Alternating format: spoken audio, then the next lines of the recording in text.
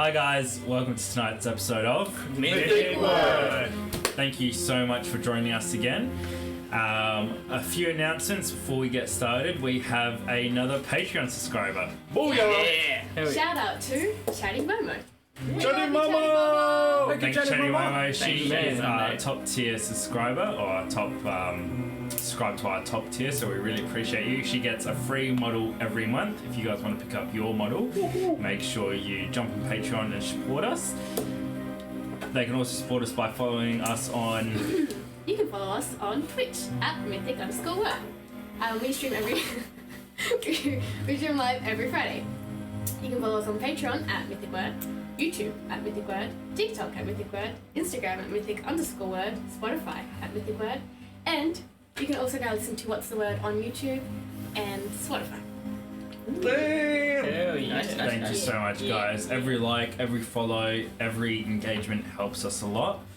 So keep that support coming. We are nearing 100 subscribers on our Instagram, Yeah, boy! which is a big milestone for us, and nearly 60 subscribers on our YouTube channel again, which is a big milestone. We appreciate all the support and all the feedback you guys are giving us as well.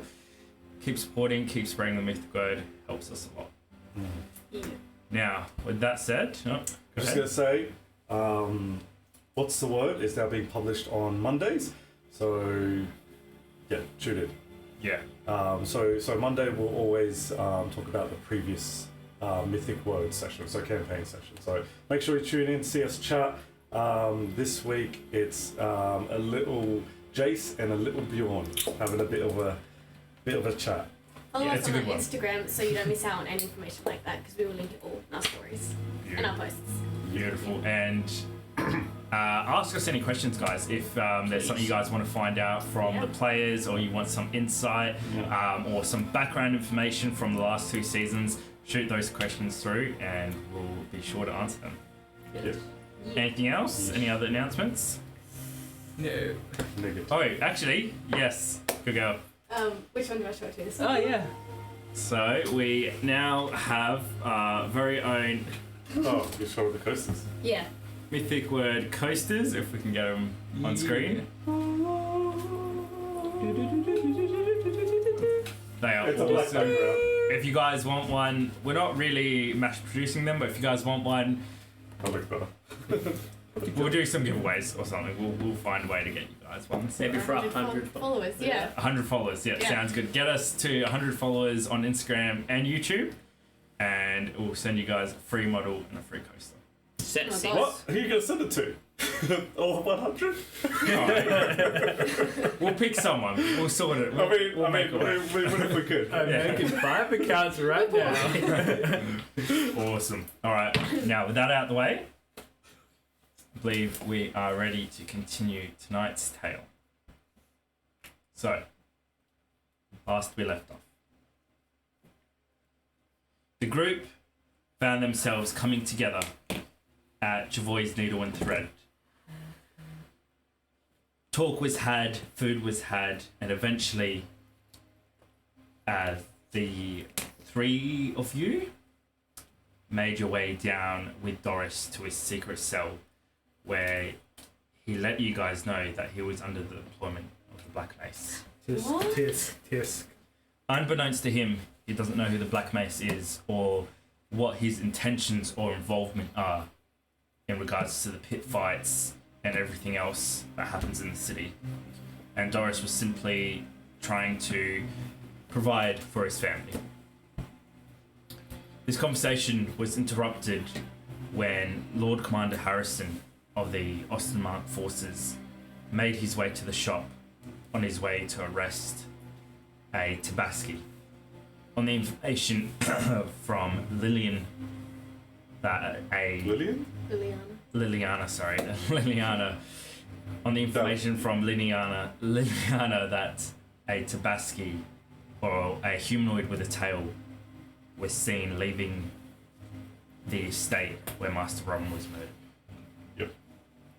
Confronted by you, Osiris, you tried to stop the engagement from happening, but a prideful Lord Harrison pushed past you, knowing that you had renounced your service to the Count, he thought that he no longer had to respect your authority.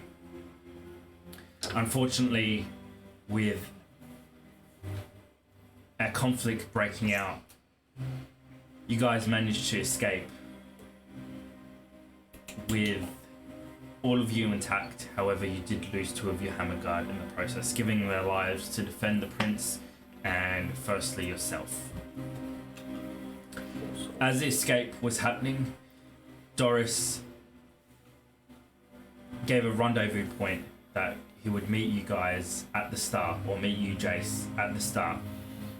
This was also known as the De Winter estate, where Emily De Winter resides.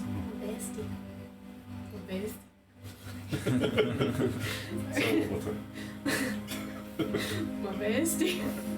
After the conflict had ended and you were sure that nobody else was following you, you used the sewers to escape the city underground to avoid detection.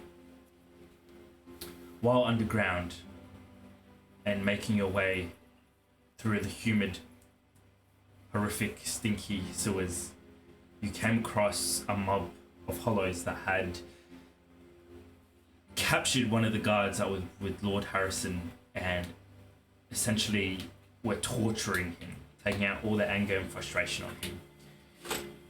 You confronted them, Jayce. However, with no success, you all decided to turn and walk away. As a direct action to your consequence, Jayce felt burdened by guilt at what had happened. He had tried to do good for the city and yet quickly realized that there was evil on both sides. Wanting to spare him, Bjorn, you mind spiked him to put him out of his misery. The last that you saw in his mind was his daughter, as he gives her a kiss goodbye, leaving for work to get some money to raise his only daughter by himself. Again, just another view that even though it might look like us and them because they're wearing the Austin Mark colours, really there's good and evil on both sides. Father Bell, while this was happening, you retired back to the Citadel to pray and contemplate everything that had been happening. Liliana demanded an audience with you, and after you took your time in prayer, you approved her request and had a interesting conversation with her where she was obviously not being direct about something, yet trying to gauge your position on the situation. After she'd finally heard what she wanted, and it was a clear sign on which side you two stood, which was opposite sides, she left you for the night, telling you to essentially watch your back. The rest of the group exited through the sewers, making their way up the road towards the Slovenian border to Emily's estate, where you were greeted by Emily herself at the gates. After accepting you all in, a few of you, or Sylvanus, Jayce, and Bjorn, decided to go back for Doris, as he hadn't appeared yet at the estate and should have been there before you guys, as you took your time going through the sewers and he had left before you. Giving you some rations for the road, you guys headed back to the city as night fell to try and find out what happened to Doris. You did it. Meanwhile, inside the estate, Kathy, Kathy, Drea, and Daario sat down for an early dinner, meeting a few interesting guests that were invited also. First of them being Master Lewin, who Emily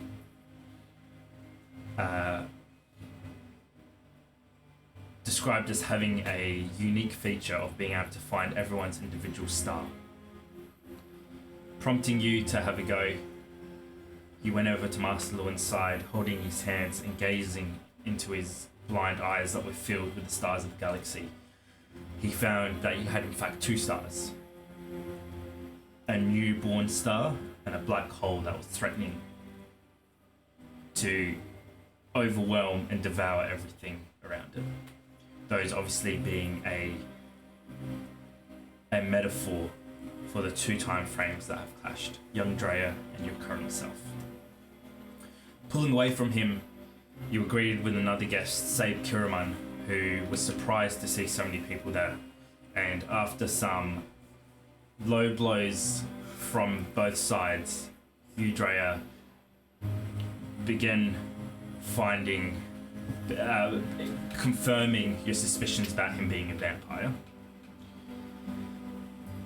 After dinner was done, Emily went to ask to speak to you, taking you up to the observatory, where she placed her hand upon a stone of truth, and you both shared secrets with each other.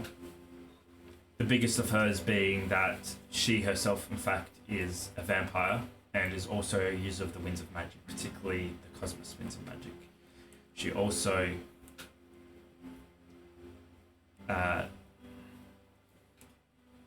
admitted that her father was buried 50 feet beneath the estate, and her father being Vlad von Carstein from the Vorden Carstein dynasty. To Drea, Emily seems genuine, and you both spoke your piece under the zone of truth, and both have a likeness of each other.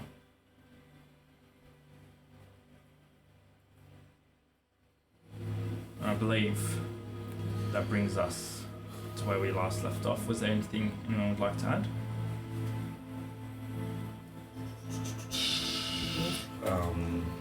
Emily clearly has a thing for Bjorn. You know, obvious. I mean, expected. Sure. I'm I'm afraid I'll sending use it some of the hammer guard to replace Brother Nazil. That's with right. them as well. Yep. Brother Nazil. That was it. Yeah. No, I think that was it. Beautiful. All right. Gucci. With that, let us dive into tonight's session and continue our tale.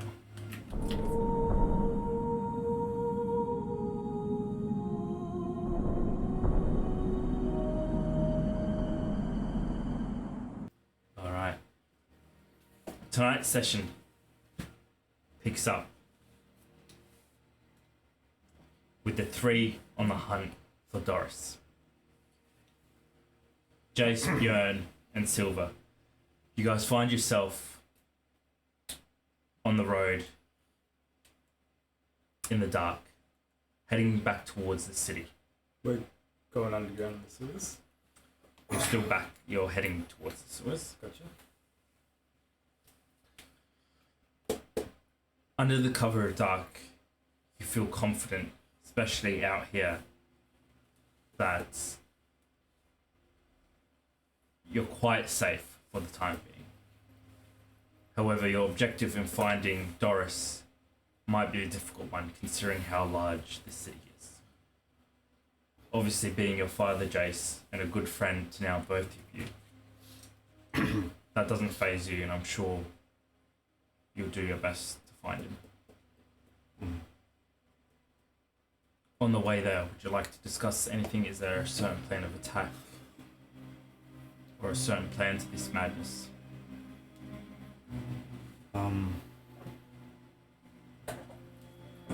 Where would he likely go? He didn't make it to the Star. Is there anywhere else that he would hide? Another safe haven. His favorite spot. Is there anything Jayce can recall? Any place that he likes? Your father isn't a man that spends his time at bars or Yeah. out with friends or anything like that. His whole purpose in life is to look after yourself and your mother. And he's always either been at home working or going out to get whatever supplies you need. All his time and effort is spent on you.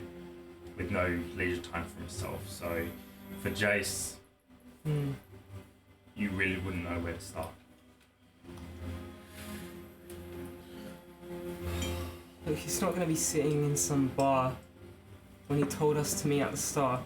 So he's either on the way here, trapped inside the town, or in prison.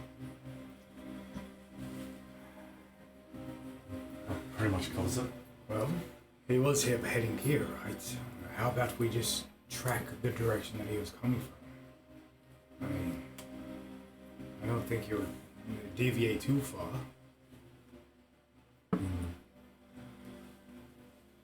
I imagine it would have taken a similar route to us. Not above ground, but as directly as possible, right? Yeah. He Alright. knew about the sewers, so. Quick question. Was the well that me and Silver escaped through, if we kept going down, would that have been connected to the sewers? Considering it was a well that people used to drink from and things like that, Yeah. definitely wouldn't be connected Okay, to the gotcha. sewers. Alright, I guess we make our way to the source. Back into the sewers? Yep. Alright. As the group moves off, or as you're still on the road, moving off into the direction of the city, a loud crack pierces the night. Screams and yells from the city can now be heard as musket fire brings you all to a standstill. The events of the last few hours seem to have drawn out into the night as the whole city is now in a lockdown and riots and conflict plague the night. You can hear shouts and screams as small skirmishes erupt around the city, and as you get closer, more and more gunfire and more guards along the walls. It pierces the night every few seconds before it dies off, and then some kind of explosion or commotion erupts again as rebels clash with guard. Obviously some kind of curfew has been put into place, yet with this the slums now so energized and so boosted in confidence at the past events, it looks like the city won't be sleeping tonight. For you, Father Bell, as you return back to your room, the next few hours are relatively, or the first hour is relatively quiet, but as night falls, you see fire burnings all around the city. Guards are going in and out of the citadel, going out fully armored in squads, and then dribbling back, some of them wounded, some of them dead. And all around the city, gunfire and shouts can be heard. You can watch it all from your balcony as the city erupts into anarchy. Is there anything you'd like to do? Father Bell's gonna go to the closet in his room where he keeps his war armor and hammer, and he's just gonna take some time garbing himself. I just want to send a message with the guard that's at the door to assemble the rest of the hammer guard so we can assist if needed. The guard gives you a quick nod, and as you go back into your room, opening up the cabinet,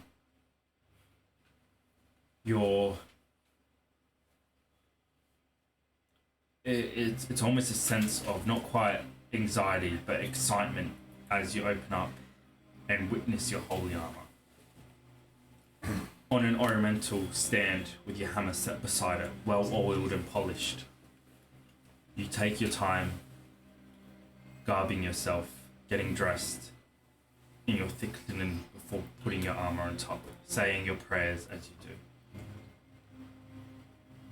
Can I just get Soraya to assist me as well once I've got the silk part of it on, just to help tighten the armor. In the candlelit office, Soraya keeps quiet as her small fingers work the belts and buckles around your armor. Almost enchanted by your prayer. And as she puts on your helmet, she turns around and moves to the hammer. And you know quite well that she's going to struggle picking that thing up and taking it to you. Let us struggle. Oh, child. I'm gonna get down on one knee next time. You have done well tonight. How are your parents? They're good, my lord. They are... Well, we are all indebted to, especially I. It's not I you are indebted to, but Sigma. Are they safe? I haven't had any news. I'll send 2 men with you. Go to your family. Bring them back. I'll have a safe chamber ready for you. Her face lights up as she smiles. You can clearly tell a weight being lifted off her shoulders. She gives you a nod and asks you if there's anything else you need before she leaves. The light will go with you, my child. Make haste. I will make the arrangements. I promise you will not be stopped at the gate. I'm going to handle one of the letters that I've written. And it's going to be just a note to whoever's on guard that these people have sanctuary under the citadel. Protected by your official seal, she bounces out of the room with excitement and a little bit of worry, but mostly excitement at the chance to see her parents again and bring them here to safety, knowing that they'll be safe here for the night. As she leaves, there's a knock on the door, and after a few seconds, it opens up as your lieutenant of the Hammer Guard steps in. The men are ready and assembled, my lord. Name? The name of the lieutenant? Yeah. Leon. Remind them, Leon, that we do not join in direct conflict of the state. But should matters come to the defense of the people of Sigma, then our hammers will be ready and waiting. We are not to engage unless it is necessary, or unless the winds of chaos blow strong tonight. Blow strong they do, my lord. I will lecture them in. Formation B.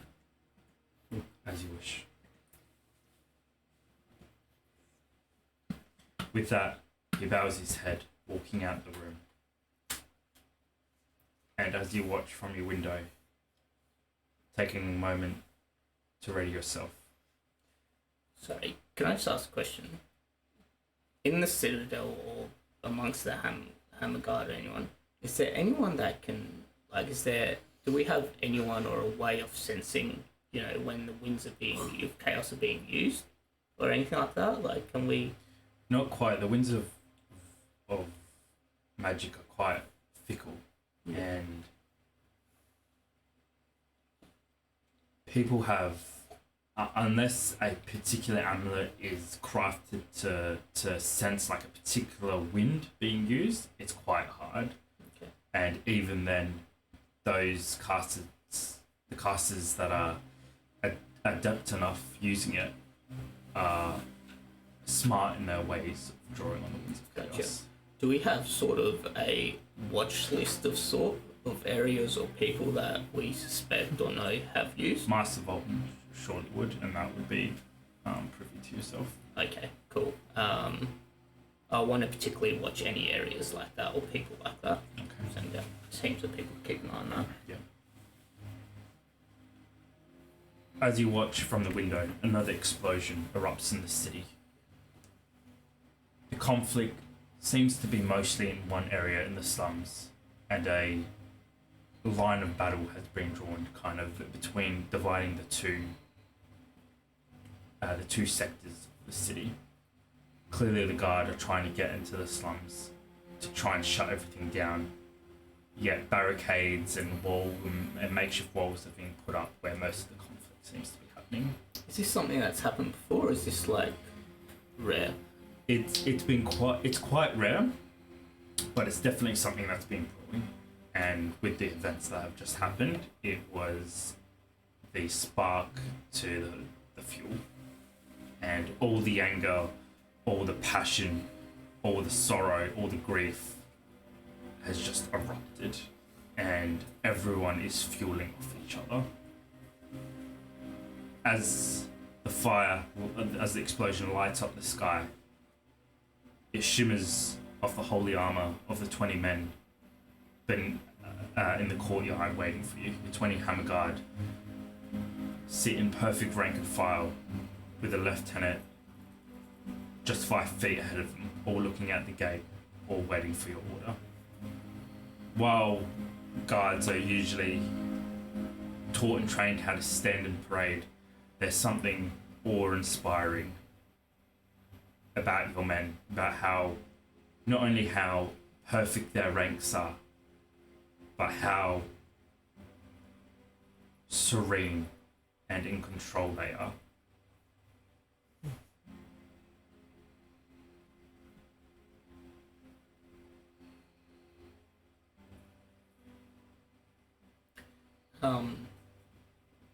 How far is the line from the citadel? Oh, sorry, the line's actually to the slums. The guards trying to get into the slums, not the slums trying to get into the citadel. Yeah, correct. So the citadel itself isn't in any immediate danger at the moment. Yeah. The conflict just seems to be spreading across the whole city that divides the two. And I could see the guard from the balcony, you're saying, yeah? You can see your hammer guard. My hammer guard, yeah. Yeah, waiting in the courtyard for you. Fantastic, alright. I'm going to go grab my hammer. And the last of the few letters I wrote. And I'm going to start making my way down to them. Alright. Another volley of musket fire rings out into the night as you guys are a few hundred feet away now from the sewer entry. The battle seems to be raging quite fiercely now, and the closer you get, the more you realize the size of this conflict. You could call it a skirmish, but it sounds like there's almost a siege happening within the city walls. How's Jayce feeling right now? Scared, angry, and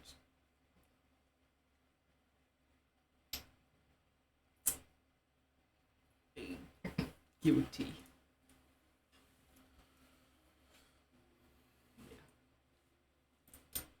You approach the entry to the sewers. What would you guys like to do? As I look, the entry to the sewers, is it can you see anything happening in the sewers itself, or? Not in the sewers itself. What's the entry? Is it like a big sewer pipe or something? Yeah, like what are they called? A culvert. Mm-hmm. And with there used to be some kind of Gorilla gate over it. correct that's been ripped off or rusted away. Yeah. Inside, all you can see is the darkness of the sewers. Yeah. Yet you can hear. It's almost as if the battle outside is echoing and amplified through the sewers. Mm-hmm. Jayce is just sprinting in. Yeah.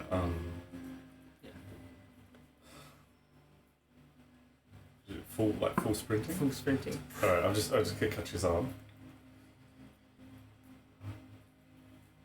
I know things are crazy, but we should take it a little slow. The fuck, right? he could be in there. He could be dying. Right? Yes, but there also could be guards or someone after a tabaxi, Juara Tabaxi still. If they see you, they could. We just don't want to be ambushed, alright? We have to be smart about this. Yes, he's definitely right.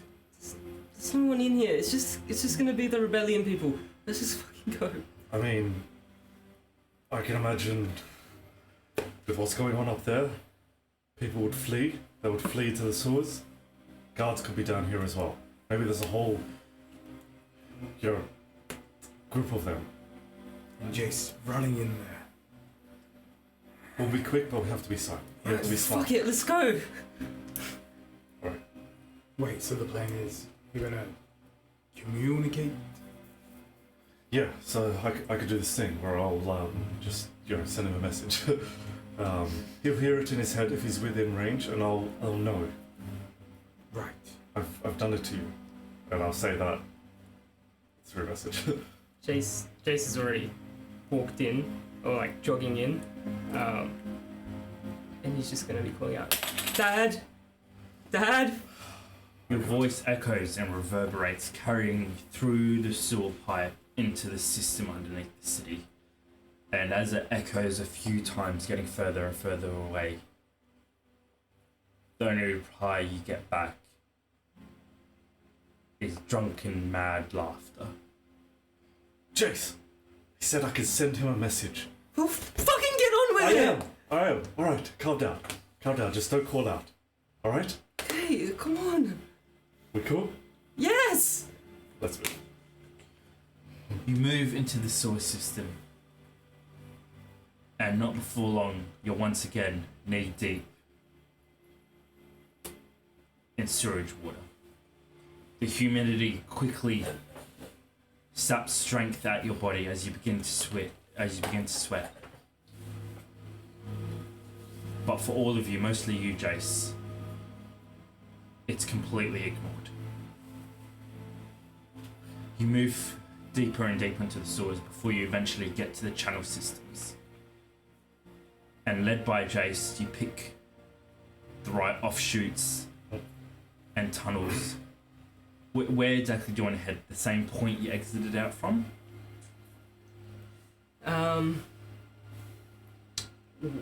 I think we want to head.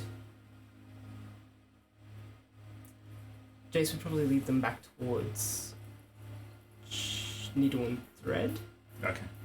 because that would have been where he'd come from. Would that be where the loudest, like where the siege is at the moment as well? Correct. Most of the conflict is happening. Keep in mind that I thunderstepped him to under the bridge, which is not far from Needle and Thread, but maybe that helps direct us. I mean, we could always go under the bridge to that location and see if we could pick up his tracks or something. Yeah. Alright. The whole time, every 2 minutes, I'm going to just send a message. What's the range of that again? 120 feet. Beautiful.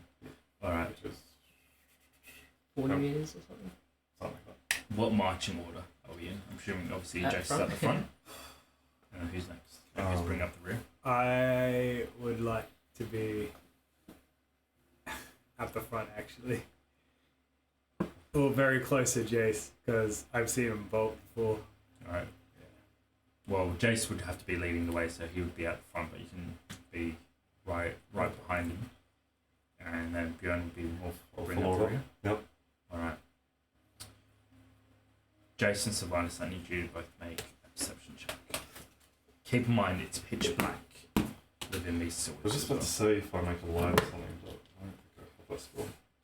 Really. Yeah, where's Hurricane? Natural 20! Nice. Yeah, first roll, natural 20!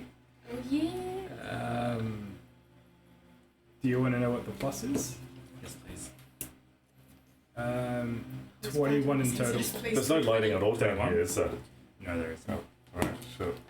Except for those fires or lanterns lit by the mobs underneath, it's pitch black.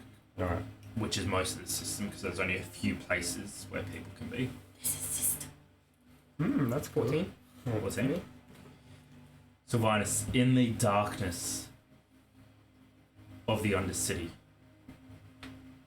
as you guys trudge through thick sludge, your boots sticking to whatever settlement's on the bottom, you notice a shape roughly the size of a bowl, 20 feet in front of you, floating towards you in the water. So big. Sorry. A bow? Roughly the size of a bowl. Wait, hold up. There's something in the water. It's probably a big shit. I don't think anyone can take a shit that big. As it gets closer,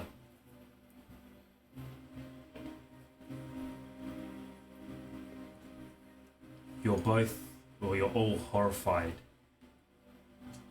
to see a decapitated head. Chopped off in the most horrific way. Uneven cuts before the last of it was probably ripped off. And as it bobs and twists in the water, the head, with still a helmet attached to it, turns to you.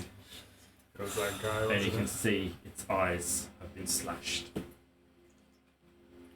The head of the guard bobs past you in silence, and for a moment,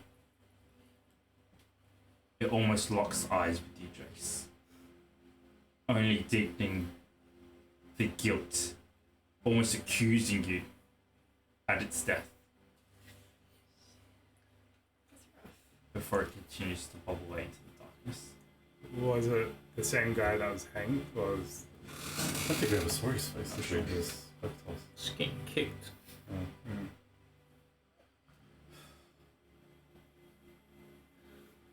Come on, Just keep moving. we gotta keep moving. You continue to move in the darkness, once again reaching another chamber. This one is under use and quite flooded, so you have to use the narrow walkways around the square chambers or the small bridges going underneath, going over the thick sludge. Eventually, Jayce, you estimate that you're roughly within the vicinity of your home and the den. You can tell this by the sound of rushing water above. So we've been walking for about an hour now, Correct. and messaging, nothing. Nothing. Dang.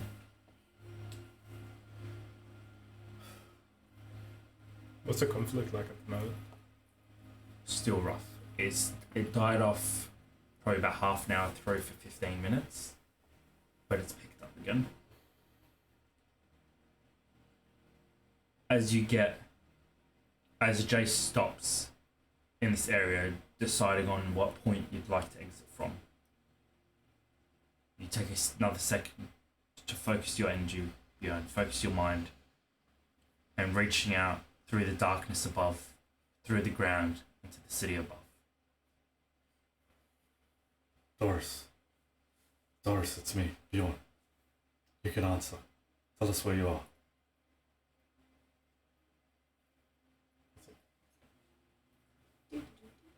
Do the jester.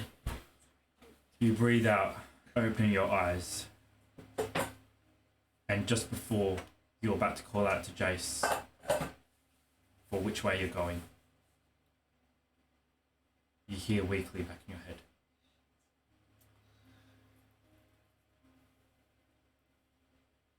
Is my son alright?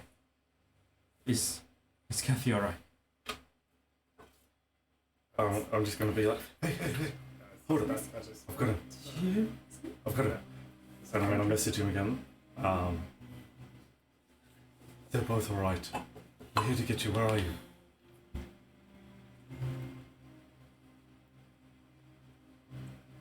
Doris? You hear a groan of pain in your mind. You're sure they're safe? As safe as can be. Where are you?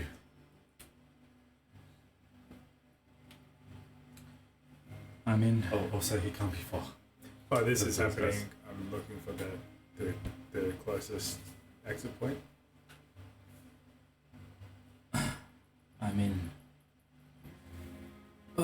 I'm in Jayce's warehouse. Do you know where that is? The warehouse. The canvas. That's where you took us, right? Yeah. Yes. Yes. We're coming. We're coming. Stay hidden. Be safe. It's wild up here. We'll be there soon. All right. This way. He's This in way. the house. Let's go. Jayce, you lead the party to a nearby ladder. Rusted and wet, you make your way up, unconcerned by the sludge covering your hands and feet as you crawl up.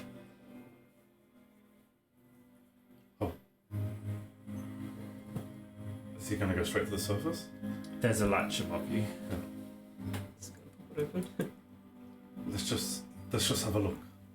For now. There could be guards. Oh yeah, babe.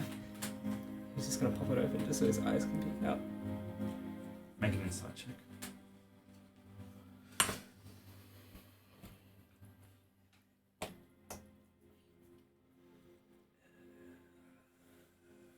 Dirty 20.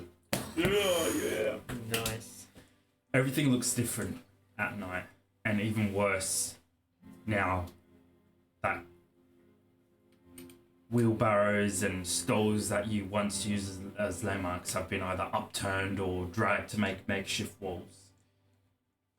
And as you quickly look around, there doesn't seem to be any immediate danger around you. Although there is fighting somewhere close. You whip back as something catches your eye. And looking back into the hazy, smoky night, 200 meters away from you, where there should be your beautiful mother and father's shop and home. A burning building brightens up the night as you see the sign break from its anchor, swing crashing into a window before it tumbles to the ground, charred and burned as your family home gets eaten by flames.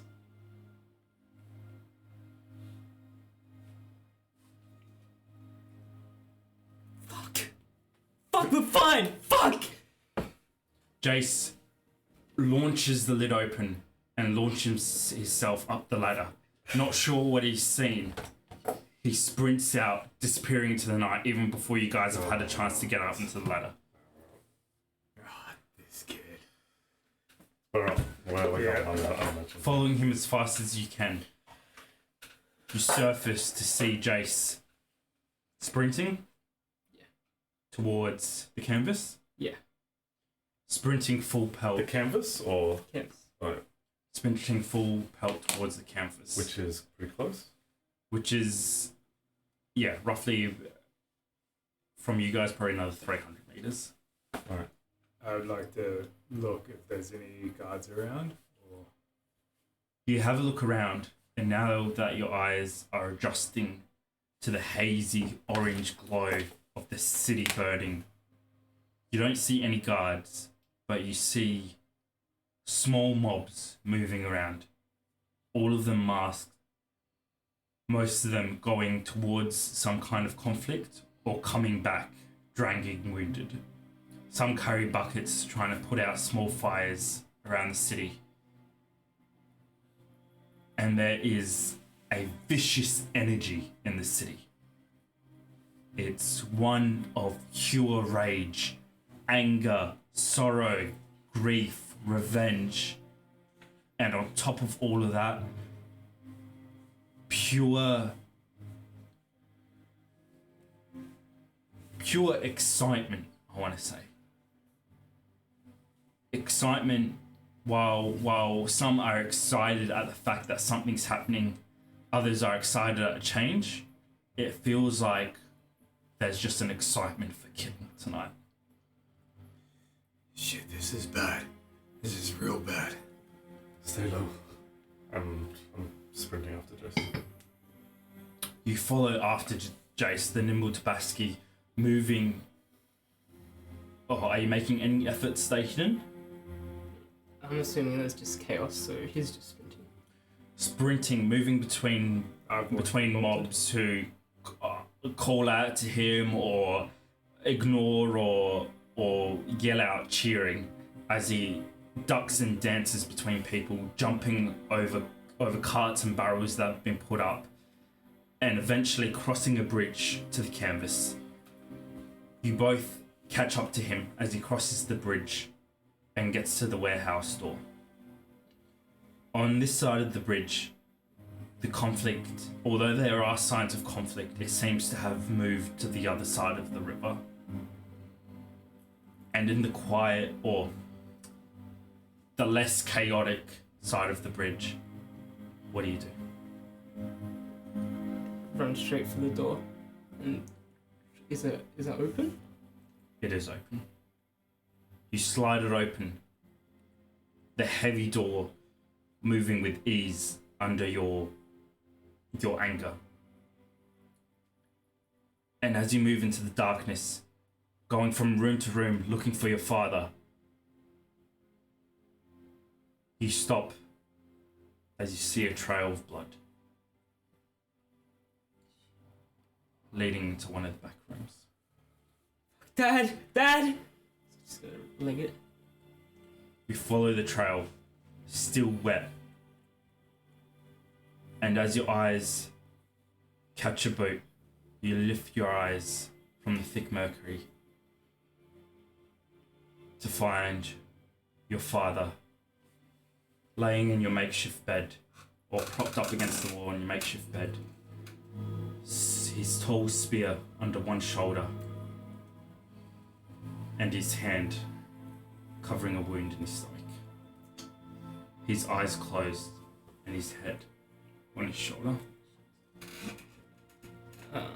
He's just gonna drop down and grab his shoulders and try and shake him.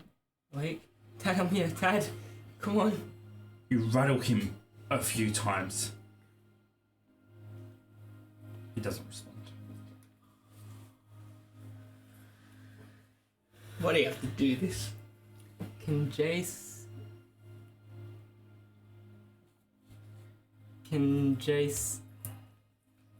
see or sense his soul? How would you do that? Can you reach out with his supernatural abilities? Do you have a ability that lets you do something like that? He can take souls, so I'm presuming you'd have to be able to see them to take them. Okay. Make an arcana check for me. Why? Just tell us when we arrive as well. Natural 20. Sorry, you're in. As soon as he opens the door, Yeah. you're 20 feet behind him. Alright. And you also see this scene. Yeah. Check his pulse. As you close your eyes, Jayce, cupping your father's hands in your chin, you reach out for him. And as the dark energy floods through you, in desperation, you flow it into him.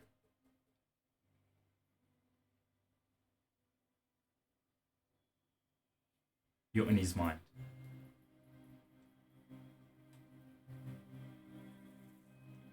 And as you step in, there's darkness around. And you hear him calling out to you. Not you particularly, but the younger version of you. And in your father's mind, you see him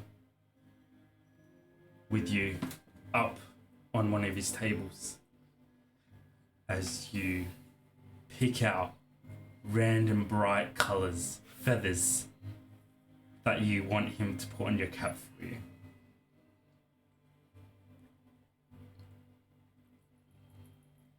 Kathy steps in, handing Doris the tea. and he laughs. They laugh together at your odd choices. Kathy picks you up, hugging you tight, commenting on how you're a brilliant, smart young boy. And Doris wraps his arms around both of you. He leans into you, smelling deep into your fur. Before he grabs you from Kathy and starts running, and Kathy chases you.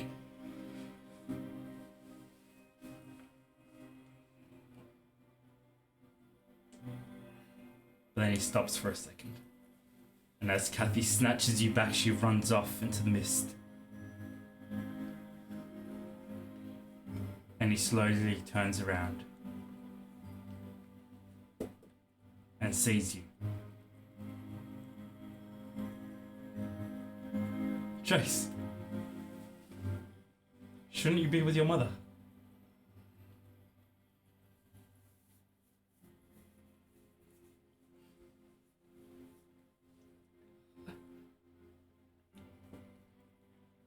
Jayce is just gonna run up and try and hug him.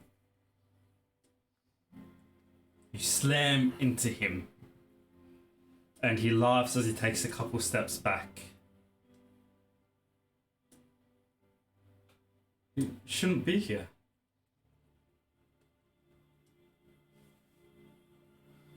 He pulls your head back off his chest, kneeling down to come face to face with you.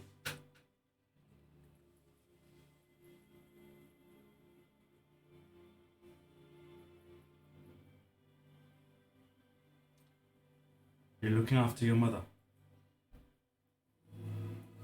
Yeah.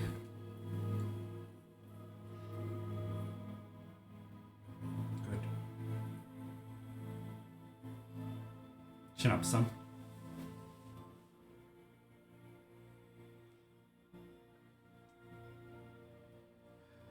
He pauses for a second as confusion crosses through his mind. He looks back at the mist where Kathy's disappeared. I'm not sure which way I have to go now.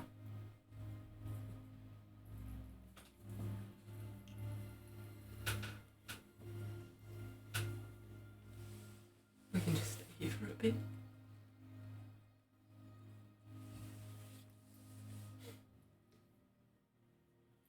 Well, in that case, I think you're old enough. But promise me, this secret stays between us. He lifts down to the floor, and from the mist, opens up his cellar door.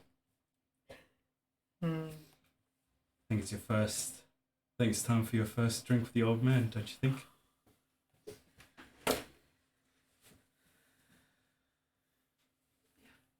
Yes. He wraps his arm around your shoulders as he chuckles. Don't look so scared, as he pats you on the chest and leads you down the stairs. You're pulled back into your body at the sounds of running footsteps as your companions make it in. What are you guys doing? So we just got that. You said you're going to check his pulse? What's the situation? What's Jayce? You see Stay. Jayce kneeling down, cupping his father's head in his hands, and he's just opened his eyes. Jayce has opened his eyes.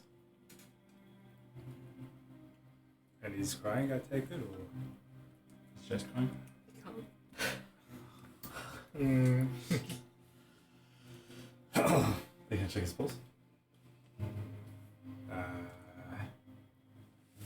Does he look dead? Like, I don't wanna. You're not sure. It's a bit hard with basket because they can't really go pale underneath all his fur, but he's definitely unconscious. Check his pulse. Make a medicine check. Why? Do you know any healing, Silver? Maybe.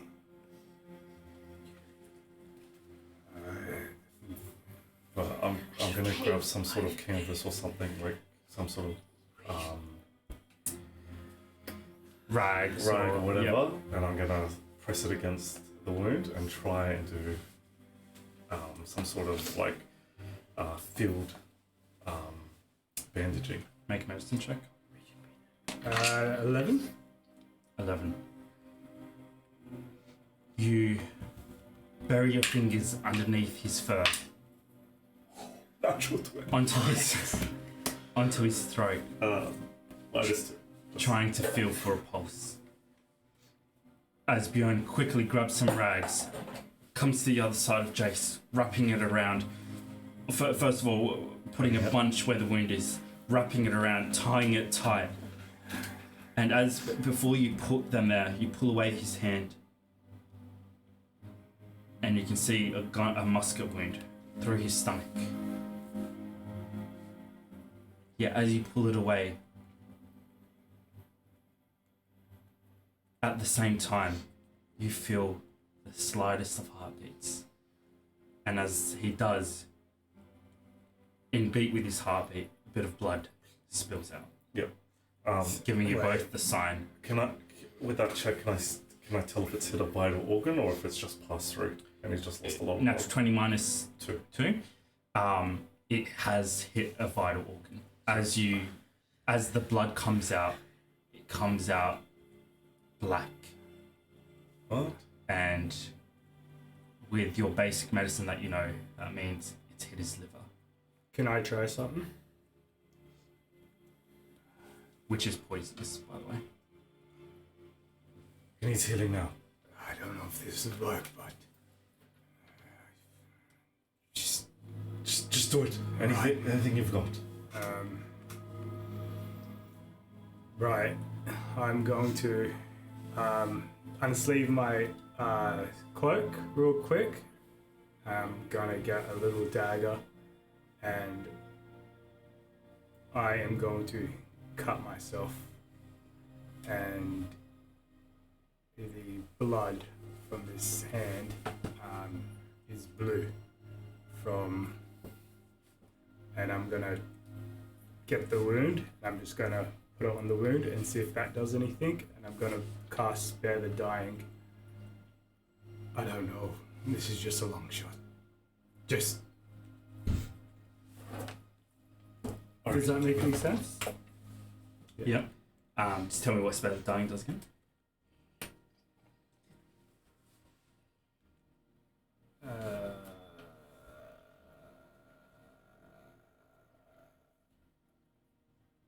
Did you put it where his open wound was? Because I bandaged up. You touch it. Whoa, is it from the front and back? I'll open it again or something. Oh, I open it up again. So, You touch a living creature that has 0 HP points. That creature becomes stable. The spell has no effect on undead or constructs. Okay. Jayce, you witness your friends taking care of your father like one of their own as they quickly rush around you, not trying to come in between whatever's happening, just in case the worst does happen here. But I want to know, what is Jayce doing for his dad?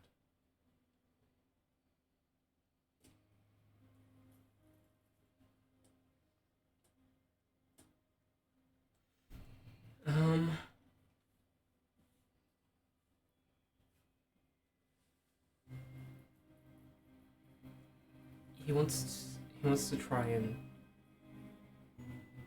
go back to wherever he was before.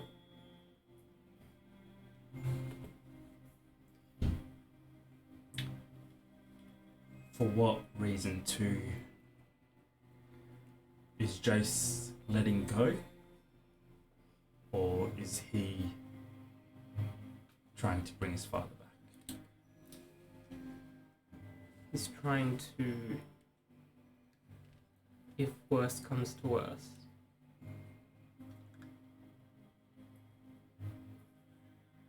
store his soul in a soul drinker. You block out the noise of the riots the screams and the shuffling around you. Closing your eyes, you dive back in with your dad. Are you gonna try it? It's expensive stuff.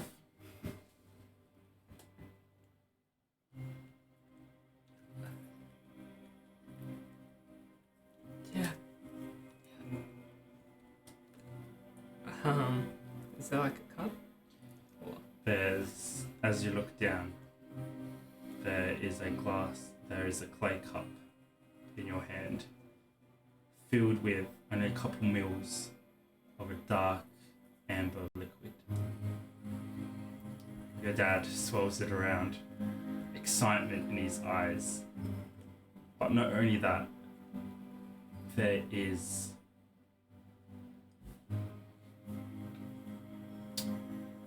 it's a moment in his life, a milestone, that he's here drinking with his little boy, having his first drink. And for once, you see your dad, who's always not stressed, but working hard, frantically running around for Kathy, doing 100 things at once. You see him savoring this moment. Sorry. I just want to know if I look through my phantom vision, can I see any of this in a way? You wouldn't be able to see this particularly. Mm-hmm. However, did you want to do it, or? I want to, at the very least, I can see, I'm assuming Jayce closed his eyes again, and he's almost in a trance, right? Which is somewhat familiar to me, right? So I want to at least put my hand on his shoulder, and I'm going to call out to him. And if there's no response, I'm going to message Jayce, and I'm just going to say, call him back, bring him back. As your father smiles at you, savoring this moment, from above the cellar you hear Bjorn's voice. There's still time. Bring him back. You can do this.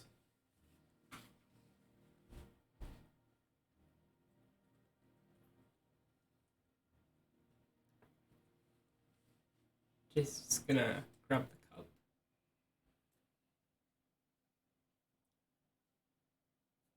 Just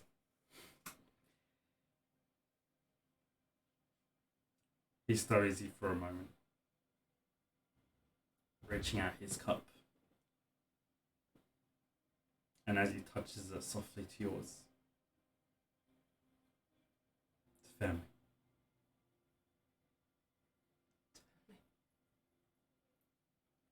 He puts the cup to his lips, smiling underneath it while he locks eyes with you.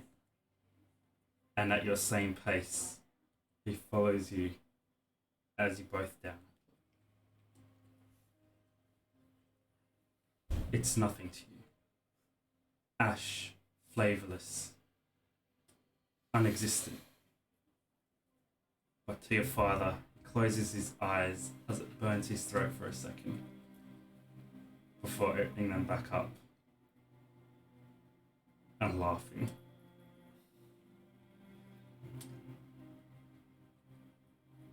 He gets out of his chair, walks around the small table, comes up behind you.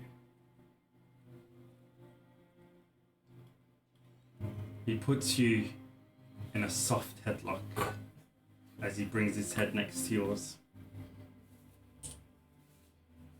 Hey kid, I know I'm always busy and well, I might not be the fun father you wanted, but well, you know I'm proud of you, right? And you know that love you and your mother more than anything in this whole fucking world. Don't worry, this sweater. You hear a coin being flicked as it lands on the table in front of you. Can't lie to her about that, you know.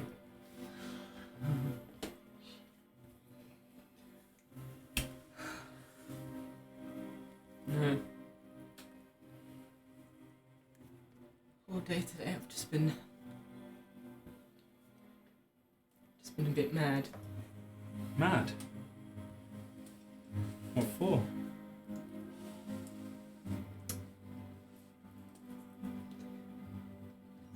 It doesn't matter.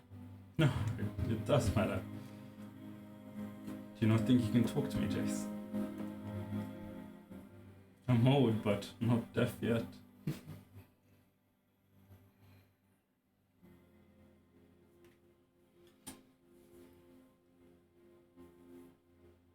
No secrets here. Except this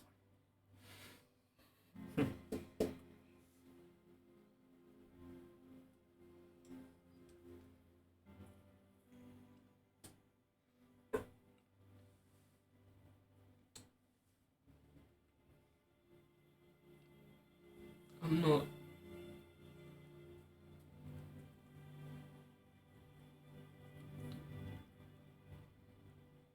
Alive.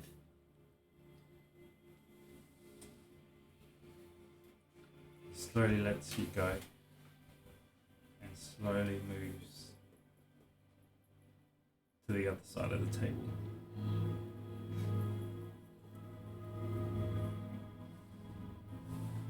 And slowly sits down.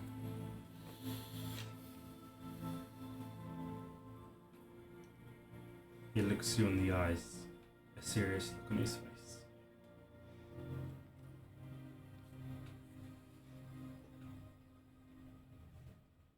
Smiles at you.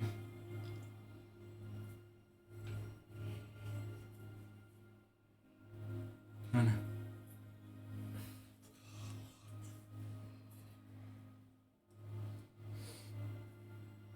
I'm sorry I wasn't there to protect you.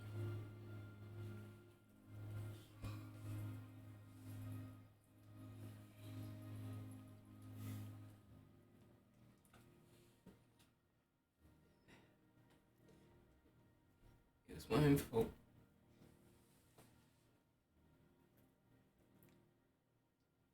Like I said, I was mad, but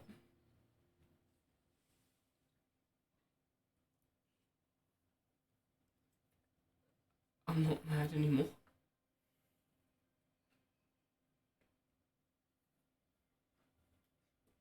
I wish we could just sit here and drink forever.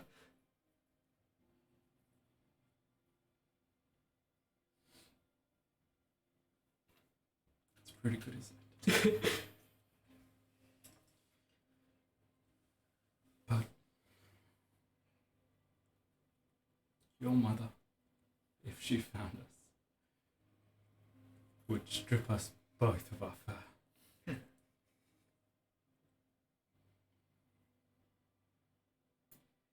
And if I can't be there to look after her, at least you can.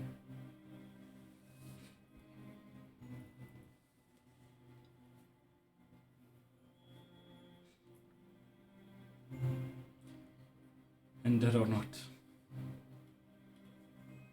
you're my son. And I would give my soul to put myself in your place.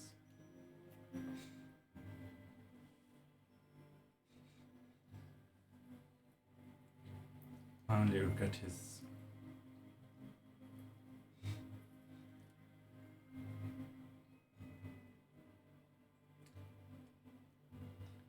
that I wasn't a good enough father for you to come to him earlier.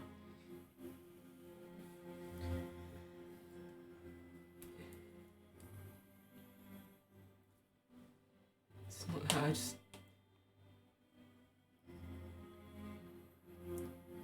just didn't want to upset you. I know.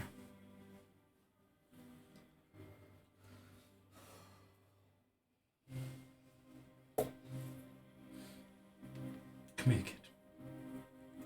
And he stands up, reaching out for you as he pulls you into his chest. And for the first time in a long time, the tears come strolling down your face.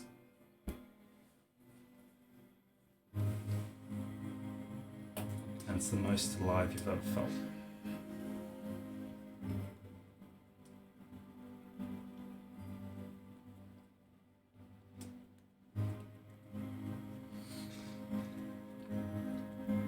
He pushes you back, his fur wet with his own tears.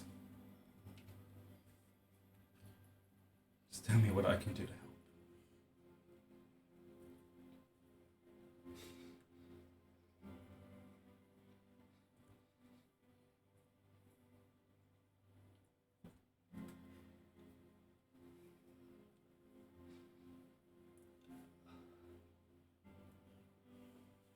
I don't even know what to do anymore.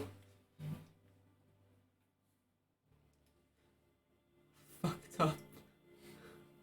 And I'm out of money. Well, ain't that the truth?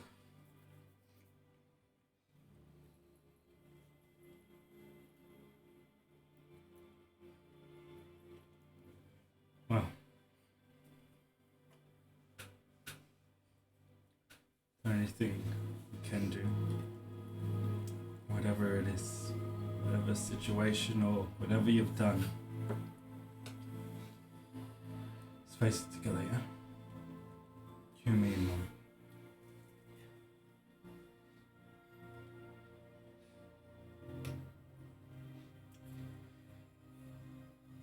Let's get back there. She's probably already looking for us.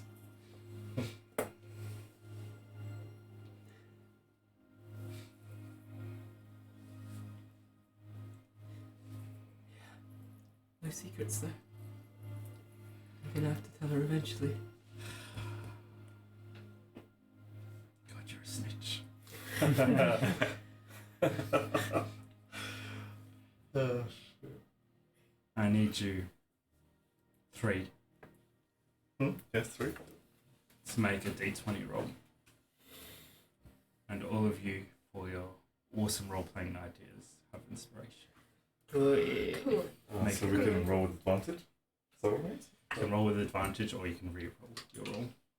There's no pluses to this. Better make it good. Come on. I'm using inspiration. Amazing inspiration. That's 11. So, Oh my god. 15. Load. Oh shit. 11. Oh my god. Come on, Jayce. Even together. No.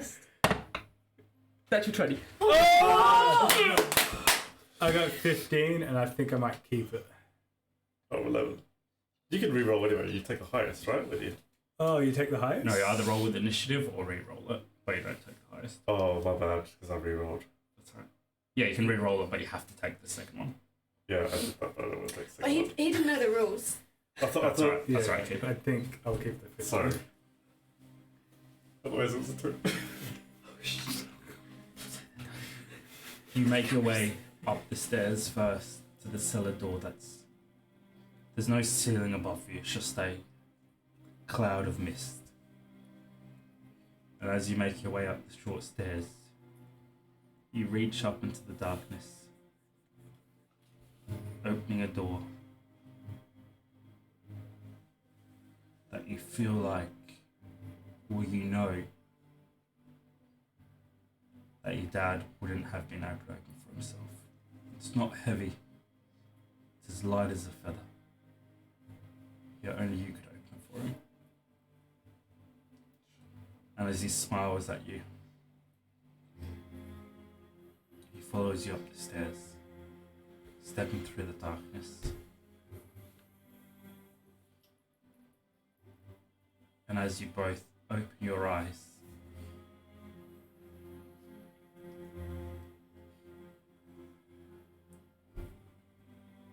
Even though you're not sure if what happened was real, there's an acknowledgement between you and your father. He gives you a weak smile as you guys see him open his eyes. Doris, thank fuck. And that is where we'll take God!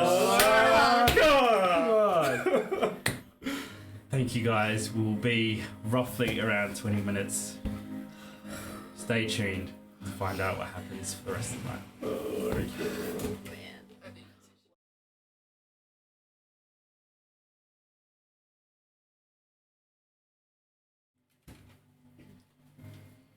Welcome back.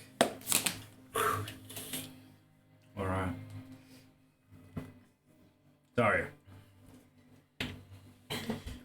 You sit across the table from the witch hunter, who does little to make conversation with you.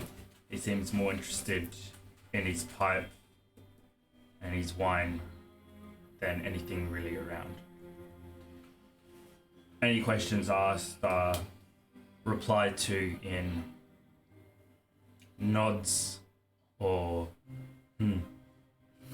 simple words. The best he's done in conversation is offer you some pipe and tobacco. Would you like to have a smoke with him? I would. He passes over this spare pipe on a tray with a small box of tobacco over the table to you. And as he pours himself another glass of wine, you realize that this far into his cups, he should be somewhat sort of tipsy. Yet his attitude or demeanor hasn't changed at all over the past hour. He leans back in his chair, puts his foot on his knee, takes a deep draw of his pipe before blowing up smoke into the air. And then looking at you without saying a word. So, Save, do you have many stories? Not many I'd like to share. Alright. I'm sure this could be a smoke amongst friends. Very well then. Have you visited the Slovenian front line? What a topic. Unfortunately, no, but I wanted to join my friends.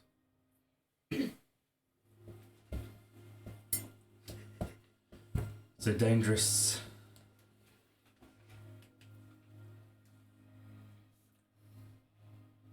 war they're waging. I'd recommend, if you do go out there, once you leave the borders of Ostermark, no lanterns, and preferably no chatter. And what are your thoughts on this war? Do you see it needless or necessary? The grubbing of land is foolish. If they were simply defending the territory, I would understand. However, no man can rule Slovenia. Whatever land they have taken, Slovenia will take back. I raise my pipe and say, something we can both agree on. You mentioned friends. Do you have any serving on the front line? Yes, someone I grew up with, actually. Sergeant Riley. He was making his way there, I believe, yesterday. He gives you a slow nod. Then I'm sorry to inform you about his passing. Oof.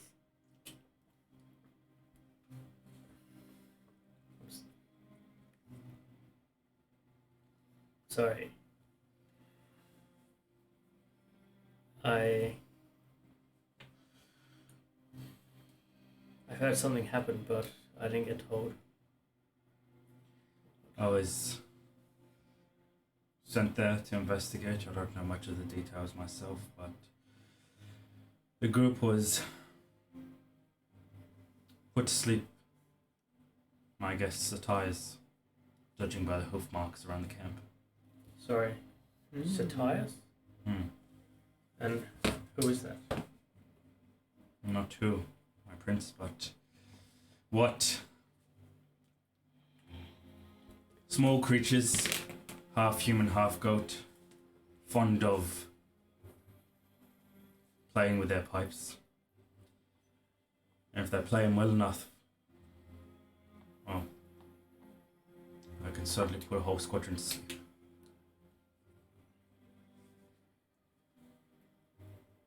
So, my brother in arms was murdered in his sleep by a bunch of cowards. Welcome to Ostermark.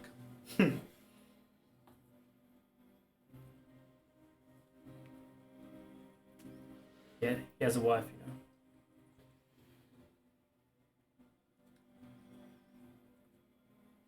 you know. Oh, I pity her.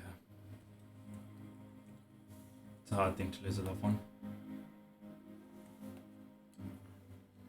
Especially if you say what he died for will all be in vain. I'm afraid so. Yet, he had no choice in the matter. Soldier. Oh, they're trained to follow orders, aren't they? Yes, but soldier can only dream of following the right orders. And would you give them? The right orders? Should you take your father's place? I believe everyone should hope they do. As I would.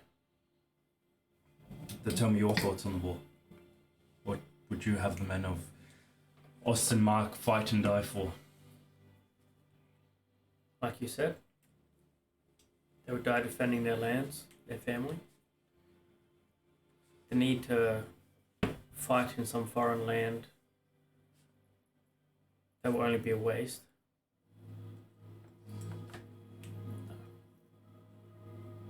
If I was to take over my father, I believe fathers should grow and see their children grow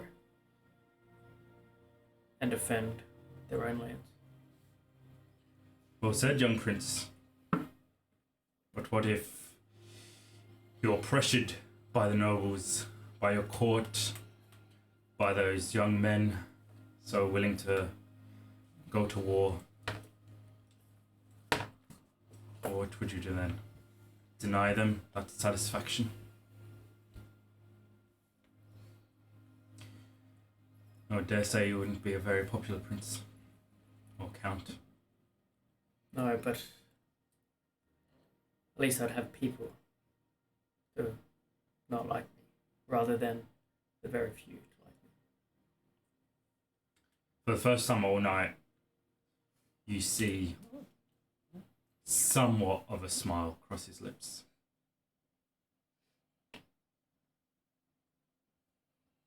I don't need to be remembered for wars, bloodshed, or to be loved by pleasing his soldiers through murder. As long as the walls still stand, the people still breathe, and they smile, that is a true ruler. He leans back in his chair, pipe between his teeth, studying you for a second.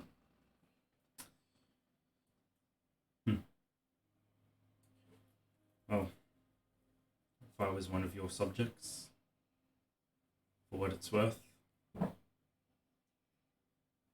I think you'd make a good count. And I'd be on it. If you were. He looks up through the glass floor, seeing Lady De Winter and Daario and Andrea standing in the center of the room talking.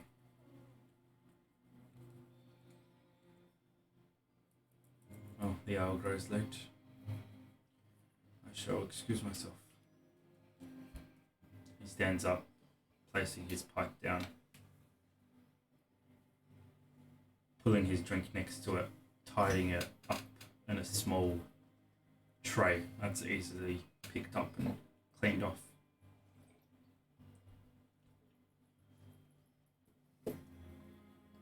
Have a good night.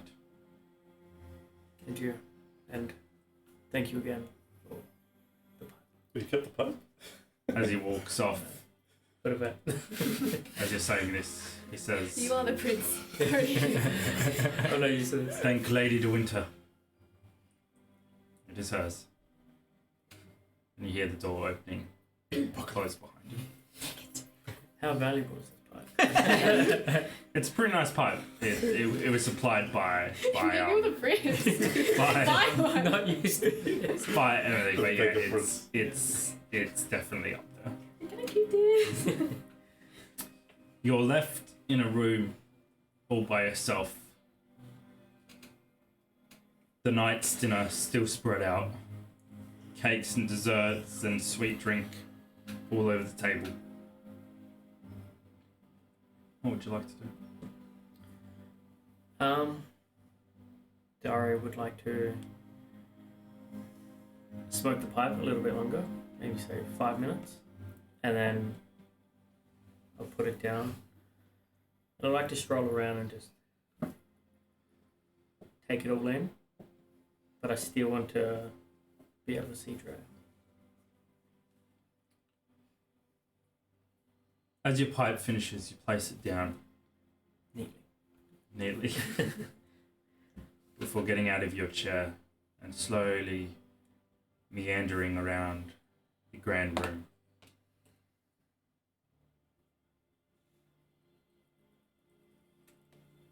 You're caught on the western window that faces out to Talabakland.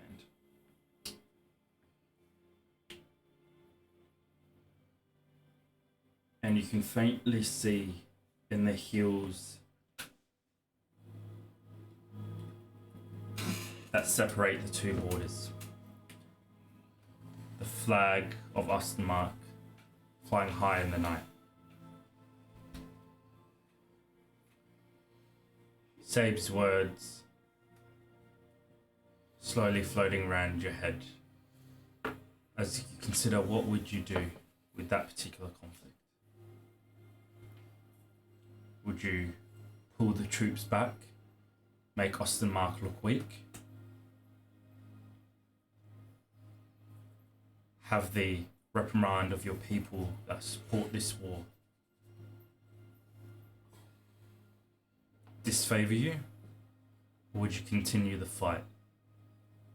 Show them that Ostenmark is in a state to be meddled with, but at what cost?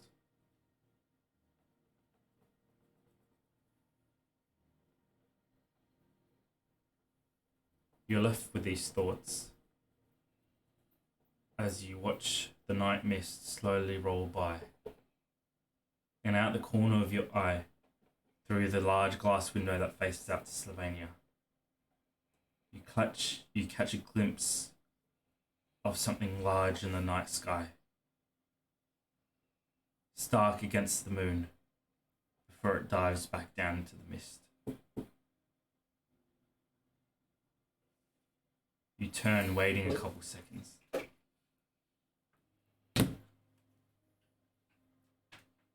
there's a distant. You see the muzzle flash before you hear the distant crack of a weapon as this thing pierces the mist again. And you can just make out in its claws an Ostenmark soldier being carried off into the night. So they're like not that far. They're quite far, but Emily de Winter's estate is built on a hill, and being on the second level, you get quite a view of everything. But she is the closest estate to the border, yes. But like, would it be like within a day you could march? That Yeah, sort of yeah, thing? yeah, within a day for sure. Sure. Drea. Emily smiles at you.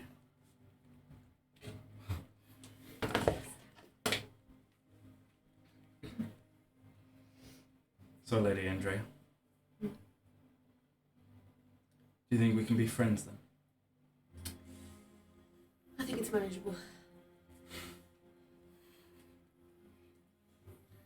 There's no simple friendship I ask of you. You've seen what my ladies wear.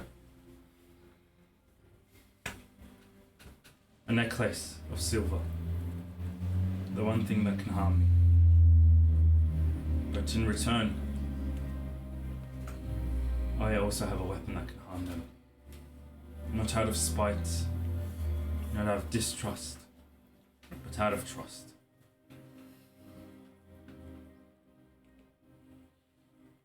Would you be willing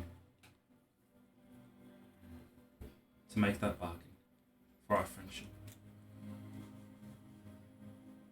And what would happen to that from our enemies? Oh, I certainly hope it would not come to that. But I give you something that you can hurt me with, and I give you something I can hurt you with. Consider it mutual destruction. I like it. I thought you might.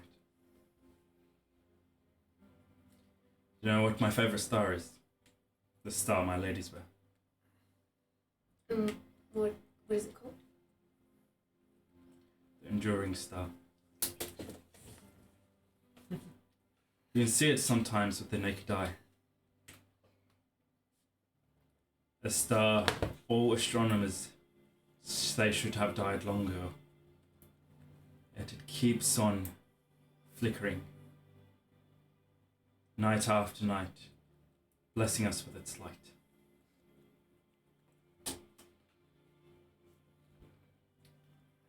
It's her star, isn't it? That's what I've named my little covenant. A reminder to all the ladies that come here, fleeing from their lives of torment and abuse,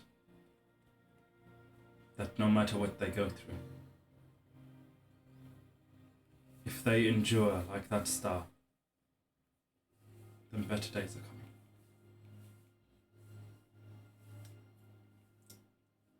I'd wish upon that star. Then I respect what you're doing here, Winter. thank you. Not a lot of people do.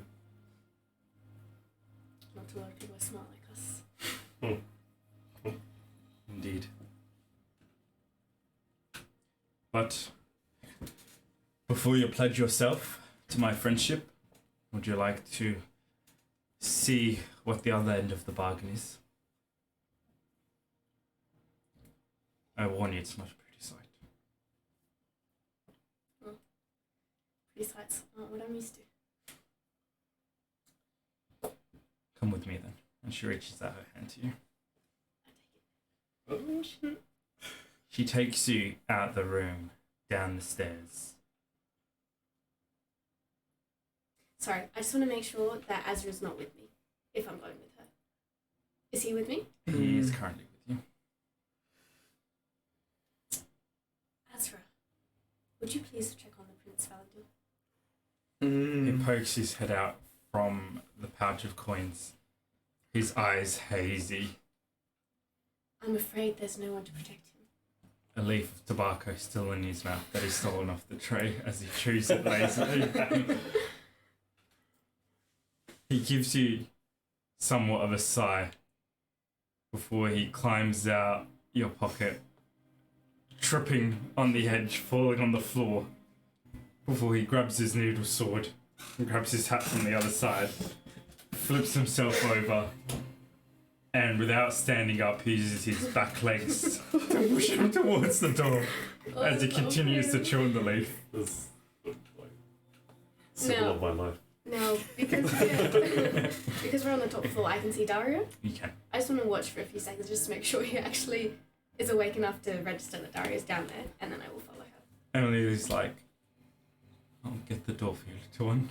And she opens it for him a crack as he looks up at her, gives her a wink, and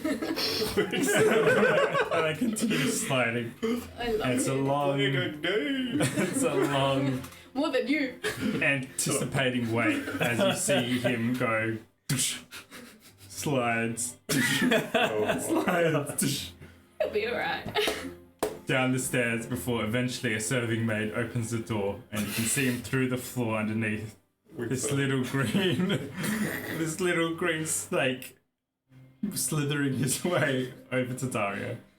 Daario, you hear the door crack open, but nobody comes in. And after a few seconds, after you hear a slight scraping sound, I imagine it like, there's a thingy when you need it. Do the eraser. we have sound effects now. You see him come around at the corner of the table before he looks up at you and falls asleep. I'll just Hey. Stop go with it. No. I'll pick him up and I'll put him somewhere in like a pocket somewhere. Yeah. And just give him a pat and keep walking around. What about the soldier? You pick him up and put him in your pocket and he's dead to the world. And as you look up, you make eye contact with Drea I just give him a nod. before you see her being led out another door by Lady De Winter and out of your view. Before, like, while we make eye contact, I just wanna See each other. be like, I give another nod. Emily smiles at you. You make a fine prince, a fine count. I believe so. what's the competition? Now come. She takes your hand and leads you down the stairs. Down another flight of stairs. Down another flight of stairs to the ground floor. She leads you to the back of the estate, where she opens another door, with a set of stairs descending deep underground. Do you trust me?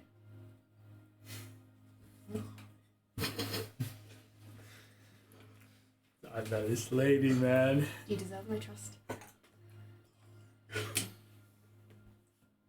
Well, I did just share with you something that would certainly deliver my head on a spike, so I would say yes. Then after you, my lady. She nods with a smile as she leads you down the stairs into the darkness. Down, down, down you go. And the deeper you go, the darker it gets and the colder it gets. Guys, chill out. I can feel the energy. Stop it. Eventually, as the stairs wind down, a radiant blue light creeps into the staircase.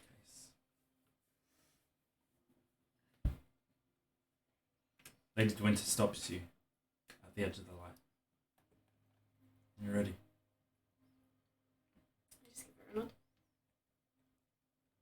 steps into the light.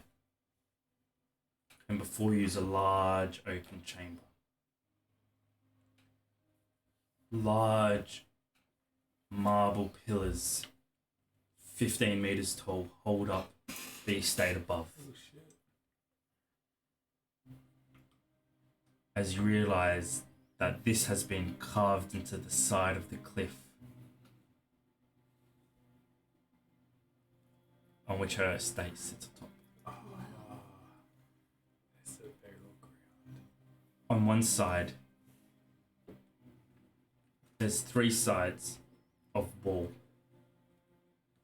Beautiful carved marble lines those walls, while on the 4th side, a cave entrance opens up, facing out into the night, overlooking Slovenia. As in open? Open. Unguarded. Unguarded and unviewable from any angle. Even that particular angle, it would be hard to spot with the trees and vines that cover it. And even if you were below it, you wouldn't be able to spot it. The marble floor lines the whole room.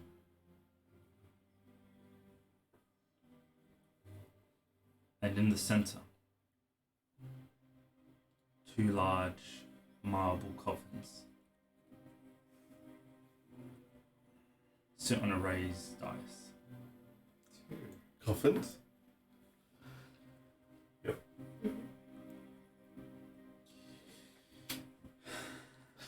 Drea, I'd like to introduce you to my parents. Oh shit. This is weird. Yeah, like so pleasure much to meet them. trust. It's beautiful what you've done for them. Yes, well, they gave me so much, this is the least I could do. How long have they been down here? My mother? About 800 years. Still My a beauty, I father. imagine. What? Still a beauty, I imagine. She did. I'm trying to be positive. She was, in fact, the most beautiful lady I've ever seen. However, I certainly wouldn't like to see her now. My father, only quite recently.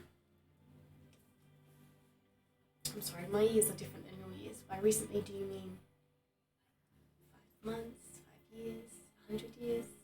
About half a year. Half a year. Now, what I really want to show you is through this way. She takes you across the room, around the coffins, to a large marble door. There's an intricate lock that opens up with this small star around her neck. She takes it out of a leather pouch, touching it only with her gloves, as she opens the door. And as it clicks, the large, heavy stone door slowly creaks open, or slowly opens up, and with a gentle push, as if it was weightless, it continues on its path and opens up, revealing another dark tunnel. The walls here are rough and not marbled and just cut roughly. Yet the biggest thing is the awful stench that comes flowing out. You might want this. And she pulls out a handkerchief for you. No need, I've got my own. And Drea's just going to use anything from her rather than take it. As the door slowly swings open and hits the back wall, a small thud echoes through the chamber, And as it passes, you realize how deep it goes. And just before she steps in, a bone-chilling screech echoes back. No, I trust her. What? Crazy. I am. And that can probably. She's crazy or crazier. Who knows? She takes your hand, looks to you, and gives you a reassuring nod before leading you into the darkness. And we never saw Drea again. The stench is overwhelming, and eventually, as you go once again deeper and deeper into the cliff, you come to another open chamber, not as large as the one above, not as decorated, rough cut, no lights, the slow drip of water is the only sound, before somewhere in the darkness you hear something shuffling behind large iron bars that span the other side of the room. This, my darling, is my silver bullet. And as she speaks, something lunges at the cage. It shrieks at you. You see something fleshy, hairless, with no eyes and teeth filed down. And as it screeches, it grabs the bars with its hands, shaking it before you notice large wings stretching, leathery as they flap against the wind. Can I do a check to see if I recognize it? You may. Do a history check. Oh yeah, because I'm from the picture. Oh, that's 7. It's ugly. She looks at you. So you dead? Before she looks at you, she hushes the beast. Shh, my Okatoya. Quiet now. I've heard that before. She looks at you. My pet, she says with a shrug. This here, Drea, though blind, its hearing useless, its scent not that great. One drop of a mortal's blood, and it can track him, hunt him down, across the old world. I've never seen one. Yes, they are quite rare. A gift from my father.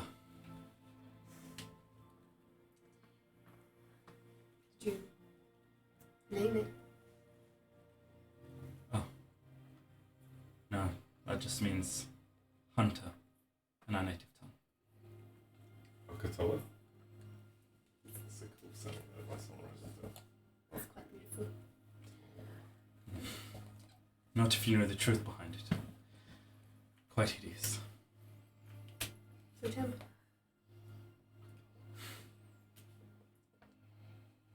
Very well. It is a night of sharing secrets. Well, when I was young, my parents still around. I must have been only 17. I was blessed with beauty from my mother. And while my brothers were blessed with other things, that was really all I had. My brother Manfred, I was blessed with my father's ability for necromancy, his tactics, and his strength. My other brother Conrad didn't fare so well. However, me with my beauty and my love for people would often go down to the city, of course, escaping my father's guards. And one night, as I perused the market square, I suddenly feel a hand around my neck, and before I know it, I'm dragged off into an alley.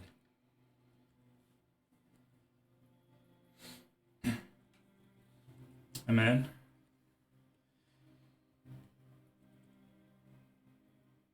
took me into his hovel and tried to force himself against me.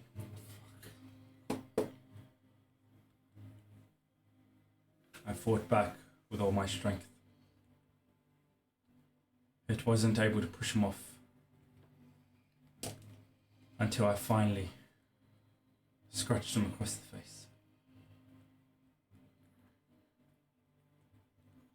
As soon as he screamed, I ran out, crying, as you would imagine, as fast as I could, back to my father.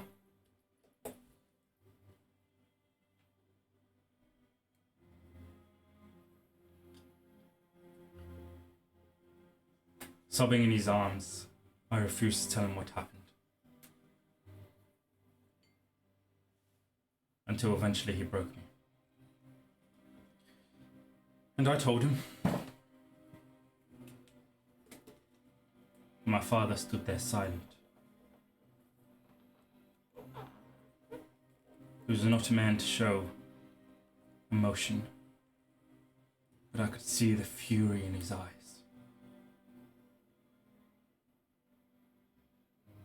He asked me one thing. Did I make him bleed? Did I draw blood? Yes, father, I replied. Show me, he says. I lift up my hand, my nails still crusted with the bastard's blood. My father dug some out,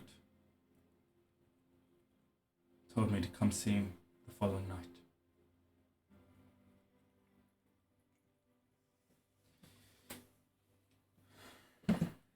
As any lady would, I found no sleep that night, that morning, that day. And as I returned to my father that night, I saw the man there, by my father's side, chained to him like a hound.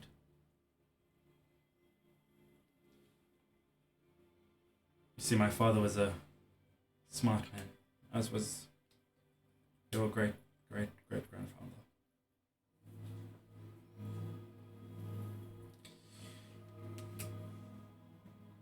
My father had been working on a cure for us afflicted with vampirism that once drank could never have to feed on mortals again. In his years of trial and error,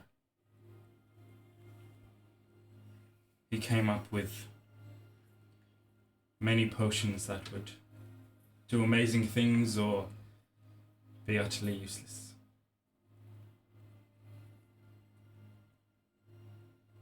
However, with him and Ragnar Olfen, your grandfather, they came up with a concoction to create a beast, hungry for blood.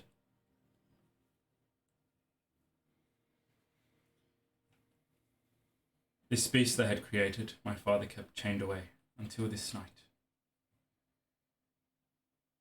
One drop of your blood, and he would find you. No matter where you were, he would hunt you down.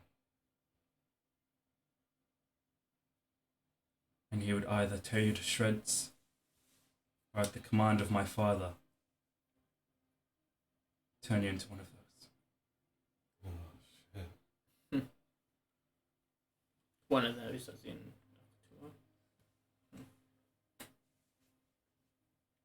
So this Drea, is that man from all those years ago.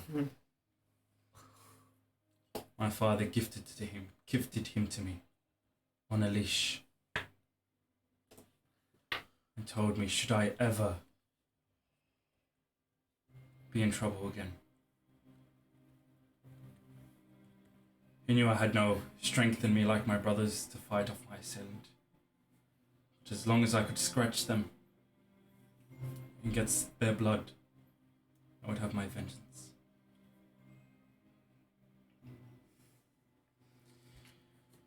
I had this bastard chained away for decades until I eventually opened up another one of these estates. And one night, a lady came knocking on my door, a woman. Of course, then I wasn't teaching or I didn't have the facilities I do now. Yet she was crying. And as soon as the gates were open and I saw her, that look in her eye, I knew exactly what had happened. And so I asked her the same questions my father did. Did you make him bleed? Ever since then, that is how this beast serves me. Finding vengeance for those taken advantage of. I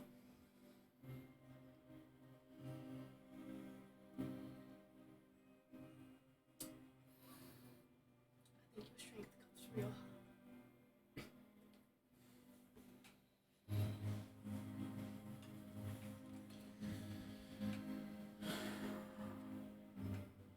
I hope you see now that I'm not perhaps the evil blood-sucking abomination that many mortals believe us to be. Although most of us are, my father had a bigger dream. Him and Lord Ulfin, they seek to cleanse us of our affliction. Of course, many disagreed with them, my brothers being among them.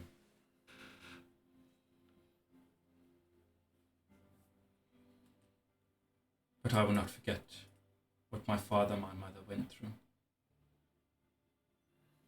to give us perhaps a normal life. All I wish to do is give others the same.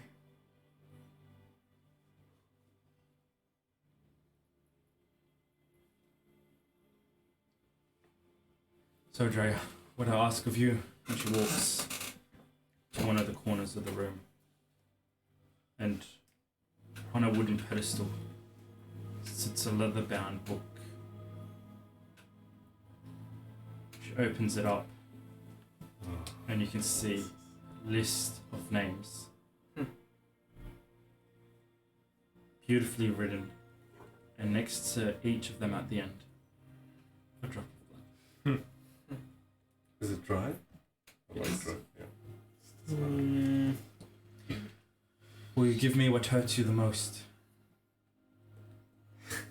in exchange for mine?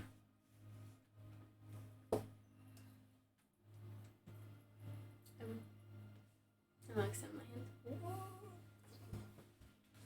I am betraying her, bride. This is the coolest girl ever.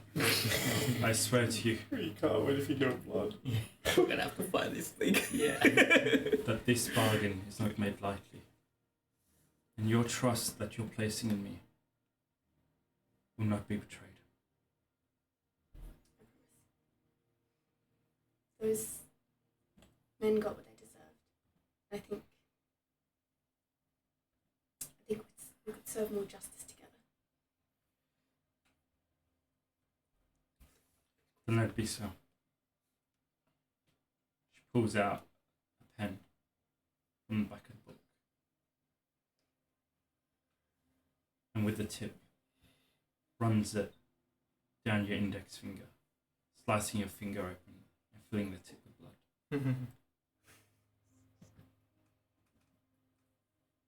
With a practiced hand and beautiful cursive, And Drea, she writes, before moving aside to give you space. To put a drop of blood. I do. As you do, she puts the pen back and reaches up to a small rope next to the book. She pulls it, and somewhere distant you hear a bell ring. After a few moments, Sarah, her serving maid that you saw at dinner, comes walking softly in with a small pillow and the enduring star on a necklace. Bang. I'll take it and put it on. She wants to put it on. I let her, bro. I let her. Doesn't it hurt her? Just love that. Oh. She takes it off and asking for your permission, she goes behind you, and as you move your hair away, she puts it around your neck and clasps it softly.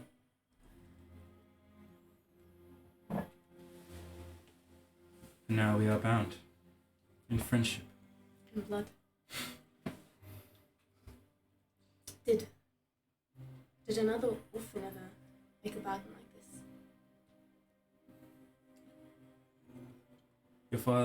Your grandfather had nothing to do with this. He simply helped my father conjure the concoction. And after that? Our tales for another night. Our histories go deeper than you think. I'd like to know. On another And night. I am happy to teach. Now with this, and she brushes the star. Let me show you what else you can do. Ooh. She takes your hand and leads you back out of the room, closes the door, and tells Sarah that's all she needs, before taking you to the entrance of the cave.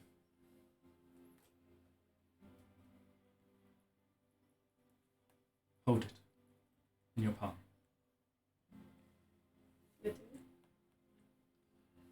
Now squeeze it. The star itself is quite sharp and pointed. I'll squeeze it. You squeeze it until it just pierces your flesh, drawing blood. And as she looks at you, she points to the night sky, straight above you, and tells you, look. Look. Look. Up above you, a star pulses and shines brighter than any star there. Wherever you may be, whatever trouble you may find yourself in, do as you have done, and I will do my best to send aid. Why was he so emotional?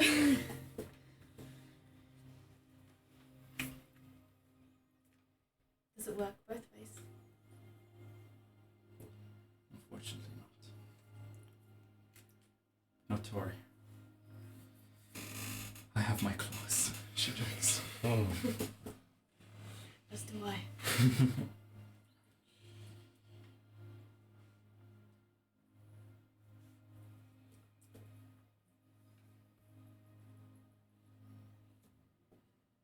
She looks back at the coffins.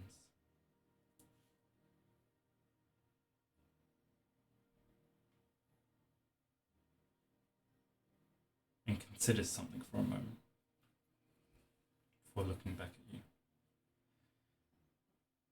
Perhaps we should get back to the prince.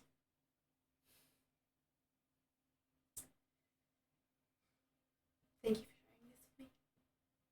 Thank you for trusting me. I know we're not the same, but in a long time I feel as though there's someone who finally understands me.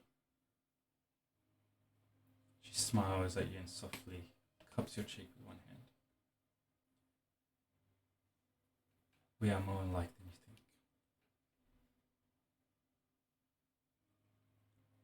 She kisses your forehead gently before looping her arm through yours. Come down. She leads you back up the stairs and eventually back into the dining room. Andrea and Lady De Winter walk in together, linked by the arm, smiling as if they just shared some secret about a boy or something that you'll never find out about. That's what I hear. I apologize, my prince. We have left you without any entertainment or anyone to talk to. It's okay. I have a good friend Az keeping me company. She raises an eyebrow at you when she doesn't see him anywhere.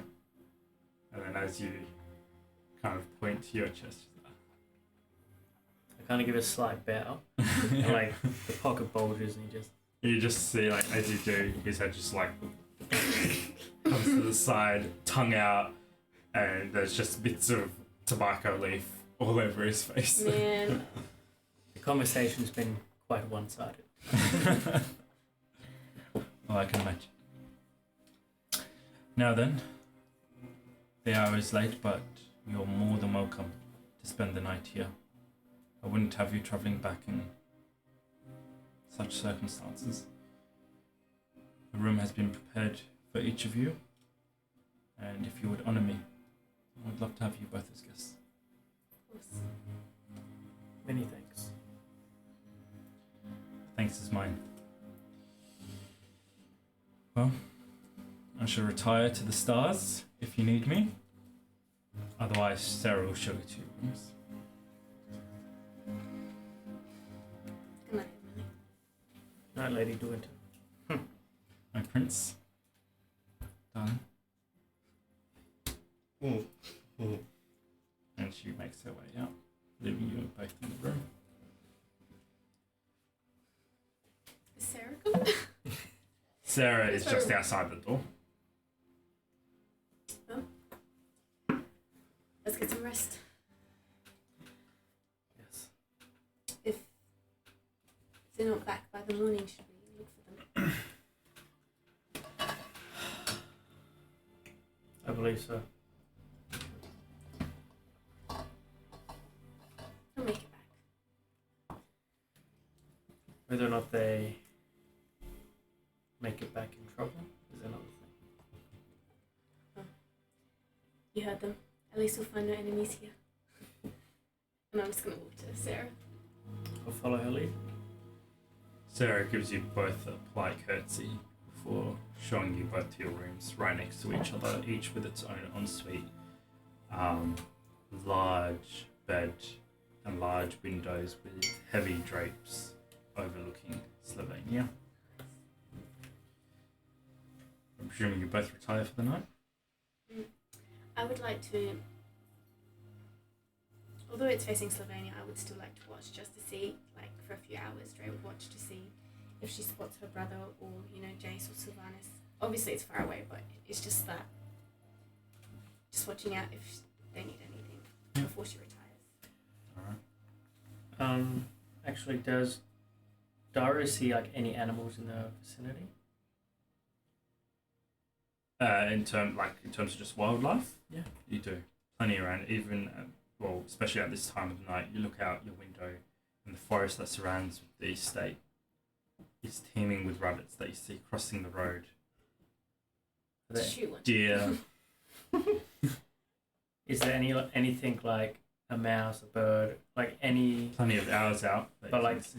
in 30 feet? Oh, yeah. I actually just want to cast Animal Messenger. Mm-hmm. Use an animal to deliver a message. That's so cool. Yeah. Oh, it's got to be a tiny beast. Yeah, an owl would be a tiny beast. Okay. It just have to specify a location which you have visited and a recipient who matches a general description. a message up to 25 words. So, wait, is the town like 50 miles away? Yeah, well within. Okay, cool. I want to give the description of Bjorn, Mm-hmm. and I want to give it I think it's incredibly good looking. annoying. Just look for the guy who's puffing his chest out. Yeah. Sure. Probably drunk under a bridge. Talking to. Oh, you guys know me so well. I was like, yep, got it.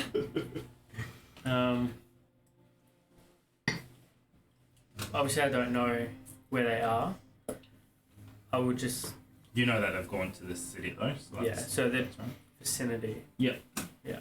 So I'll say to Bjorn, everything is well here. Mm-hmm. Drea and I are safe. And Kathy. And Kathy.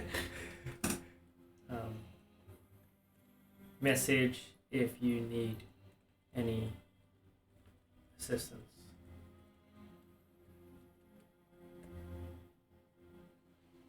Be here soon. Okay. Nice. The owl is perched outside your window Feels on a cool, large yeah. tree. Do. And as it looks at you with its golden eyes lit up by the moonlight, gives you a single hoot before taking off into the night. You hear its flutters disappearing. Is there anything else you'd like to do?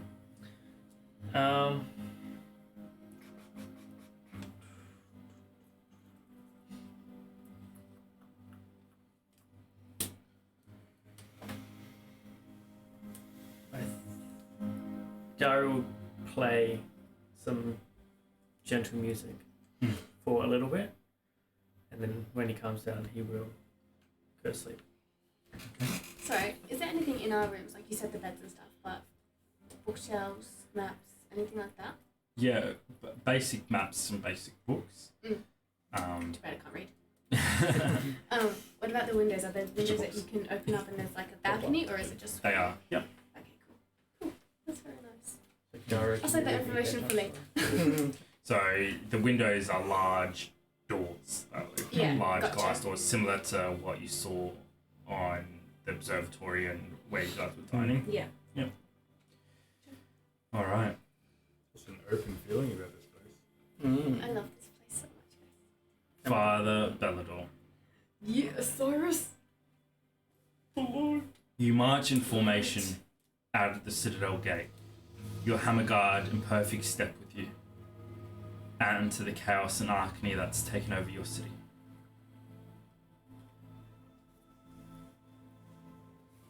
It's not before long that you're close to the front line, and as you notice Lieutenant Leon stepping away from your side, Brother Nazil takes its place.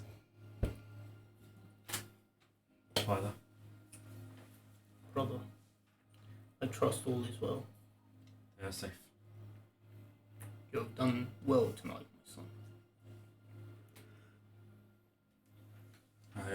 I wish I could only have been there for my brothers. May they dine in Sigma's halls for eternity. Amen. I'm afraid our work is not done yet tonight, though. And what plagues us tonight? He says, looking around. The greed of man, my son. Is there anything more evil? Fear there is not.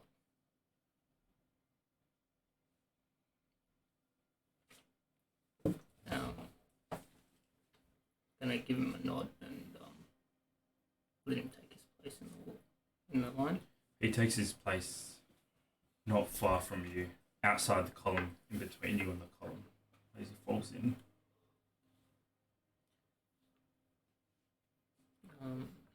then I think I'll address the Hammer Guard. You stop them in a market square, away from where the rioting and the fighting is happening. And as soon as you stop, you hear all boots as one come to a stop. Standing tall, hammers on their right shoulders, silk cloth over their left arm. They stand at attention. The fire of the burning city dancing off their armor, as all attention is on you. Any shouting or musket fire does nothing to break their attention, not even a blink. These guys are awesome. Alright.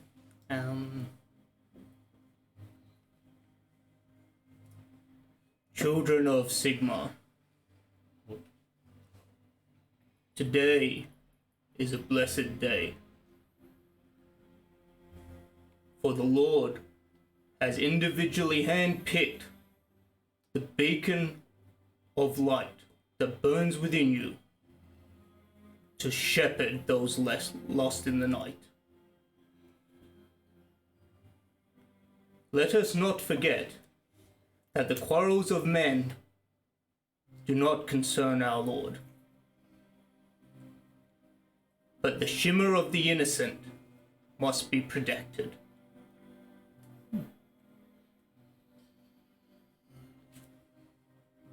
Though I relish the day we feast in the halls of Azir with our Lord, let it not be today.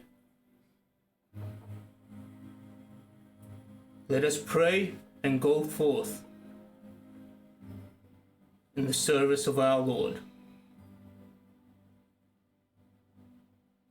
As one, they all go to a knee. The hilts of their hammers on their ground as they touch their forehead to the cold steel. I do the same. After a few moments, reciting the prayer in perfect, quiet unison, they wait for you to stand up first, before they all stand up as one again. This is our first Red City cold. Remember your training. Save all that you can.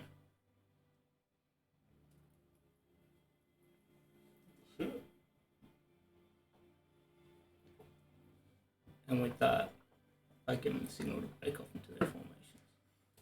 Yeah, They break off Get it? in 4 groups. 2 groups go one way, while the other go 2. Each of the 2 groups has Brother Nazil and then Lieutenant Leon with them. And while they break off again, they'll still be within contact of one of their superiors. As they disappear into the night, there's an aura around them.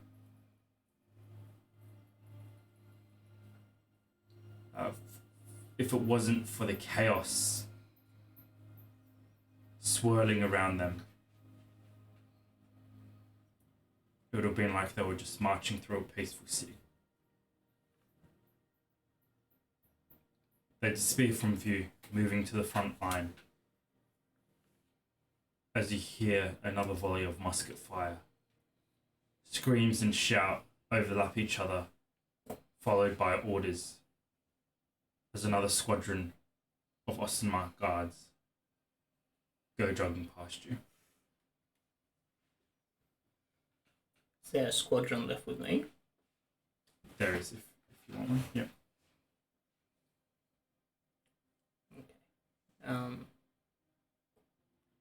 Walking forth, Father Bell is going to shrug the silk, then a silk cloth that covers his right arm off, revealing his warhammer. And he's going to march forward with his men in prayer. In Dang. unison, they all do the same, flicking it over their shoulder and moving the hammer from their shoulder into their hands. And as they follow you in perfect step, reciting the prayer in perfect steps, you plunge into the chaos of the sea. So, just so you know, I think the way I see it is we're not really getting involved in the conflict. Yeah. Anyone that's innocent, I'm assuming that there's a safe haven or a ground that we mutually know about, and it's trying to get as many innocent people to that and out of the fray. Sorry, by I love plunge, I that. didn't mean you Yeah. charge in there, but So does you know, you could move up to the front line. So does a mutagen. What? As you, what you witness, although doesn't surprise you, based off the greed of men, it does disgust you. Bodies lay sprawled on the street, buildings burn, and soldiers take aim over makeshift walls, firing into crowds and mobs, uncaring who it hits, where the stray bullets go, as they duck back down, load their rifles, load their muskets again, before peeking over and firing in volley again. You walk past the walls into the midst of the hot zone.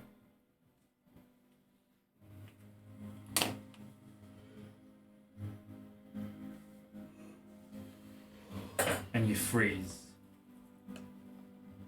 seeing a small child out in the open, in the direct line of fire, holding her mum's hand as she looks around, confused at what's happening before she flinches at the sound of musket fire. She looks back down at her mum with no response, standing up, calling out for her little brother who she can't find,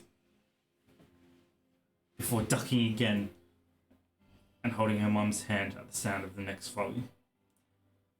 Immediately, I want to signal to my guard to create a line of wall on either side. You know, I'm assuming the honor guard, the guard seeing the hammer guard wouldn't shoot at them, knowing what side they're on, right? Correct.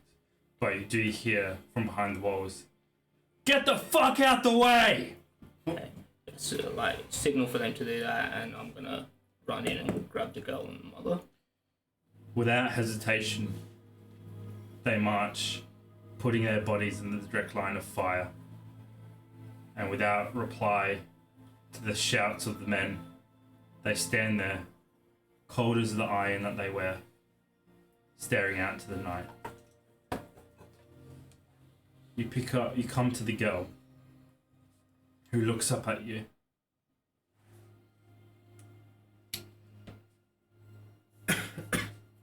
What's wrong with my mama?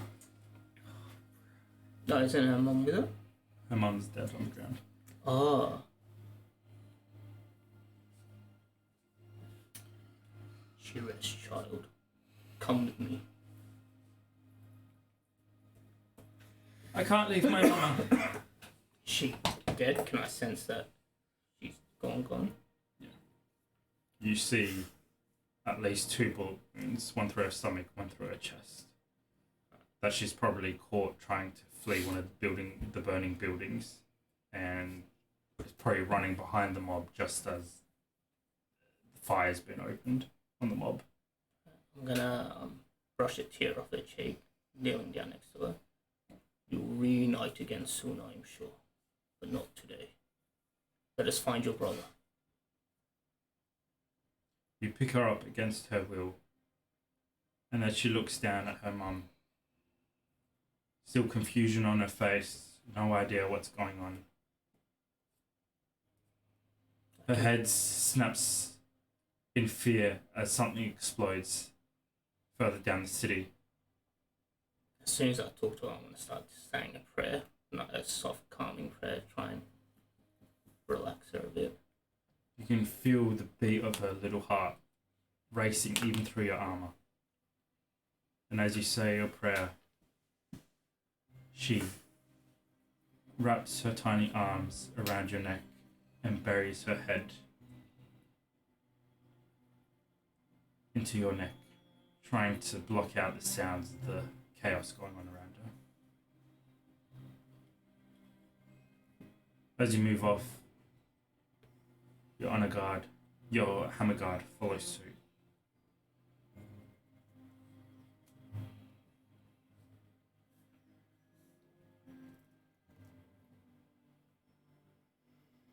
You see further down the line one of the other squads dragging a wounded old man. It looks like he's fallen and broken a leg, as one carries him in his arms, and the other carries his belongings, taking him out of the main conflict zone. I presume that would be, you'd want them taken to the church. Yeah, is there a nearby cart that's, in somewhat good enough condition? There's one riddled with a few musket shots, but still rolls. Okay, I'm going to guide them towards that with the old man. Yeah. And put the young girl in there as well. Okay. But what about my brother? What is his name, child? Lucy? Lucy. How old is Lucy? He's only that old. And where did you see him last? Over there. And she points in the general direction of her mum. His real name is Luke, but we call him Lucy. Then the light willing, I'll bring you to soon.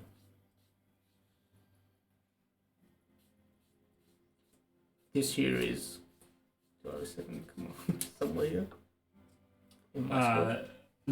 And your squad, Leon's there. With the Oh, old Leon's man. with me? Yeah. Oh, he's there with the other squad, putting the old man. What about with me? Who would be the next trusted person? You would have Really getting your spit out names. you would have a sergeant. With the name of... Let's just look up names. Brother Zoo is here with him. Listiver. Skylar? Mm-hmm. Listiver. Listiver. Mm-hmm. This is Brother Listiver. Hello, little one. He does not have the prettiest face, but I promise he will keep you safe. With my life. I'm going to give him a pat on the shoulder and then give him a command to see who else the other squadrons have found, get him in the car with a couple of men and get him back to the church. He gives you a nod, and with the car, he moves to another squad, bringing another wounded, and begins making his way to the church. I want to quickly go search in the general direction of where she last saw her brother, just to see if I can find him. Make a perception check. I hate this city. Degrees of man. Perception. Light of sick. 7. You have inspiration, so you've been doing good. You've been doing amazing. That's better. 21. That's way more.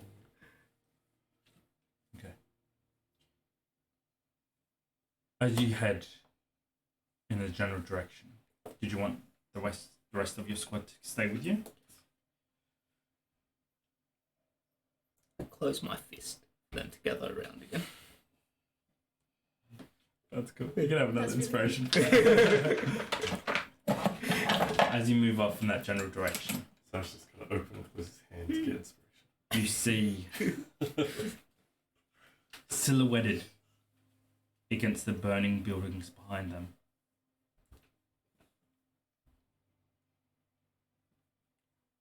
First of all, you don't see any young boy in the general area. And as you move kind of deeper into the city, looking under cracks and crannies, under burning buildings as much as you can, you spot, silhouetted against the burning buildings, two figures. One of the figures is walking with a little boy clasped to his hand. I need you to make an insight check.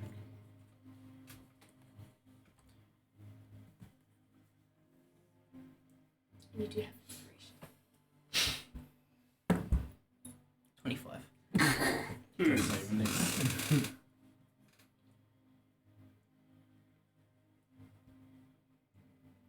There's something odd about the features of these people. And although you can't get a good view with the glaring light behind them, the silhouette of their face is almost extended. And you realise they're wearing a mask. Drugged There's two of them. in all black, Black Mace. they walk through the city, taking this boy with them, Oh shit. Yeah. unhindered by anything going around.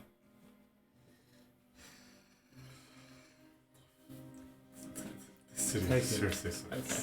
How far away from me? Cross the bridge to 250 meters. 250 meters. Alright, I'm gonna immediately start making my way towards them with my honor guard behind me. Mhm. And as I get closer and get within range, I would like to cast Sleep on the two figures. What do they need to do? Oh my god. The I love boy as well. Osiris. No. Those two of the Black Mace dudes? Yeah. Dragging this kid? Fuck Bloody the Black wankers. Mace and fuck this city. Honestly, why did we come? I've got a 4th level. Bro, to Tell fix us it, story. right? Why'd you put it off then? We caused more trouble. Actually, we had to do it. Okay, so the spell Yeah, sends the it's not creature a into a problem. magical slumber. Roll. Hang on, sorry. It's a whole bunch of dice. Recollection. We'll fix it through fire and ash. So roll 9d8. The total is how many hit points of the creature. Different fountain. The total is how many hit points of the creature this spell can affect. Creatures within 20 feet of a point you choose within range are affected in ascending order of their current hit points, ignoring unconscious creatures. So, creature that has the lowest current hit points, each affected creature by this spell falls unconscious until the spell ends. The sleeper takes damage, or someone uses an action. Oh yeah, so this is how to wake them. Subtract each creature's hit points from the total before moving on to the next creature. Okay, That's really cool. go ahead. Sorry, it's 98. 98. Yes. Do you want a D8? So, This one. 5, Oh, I got you. 6, 7, 8, 9. Alright.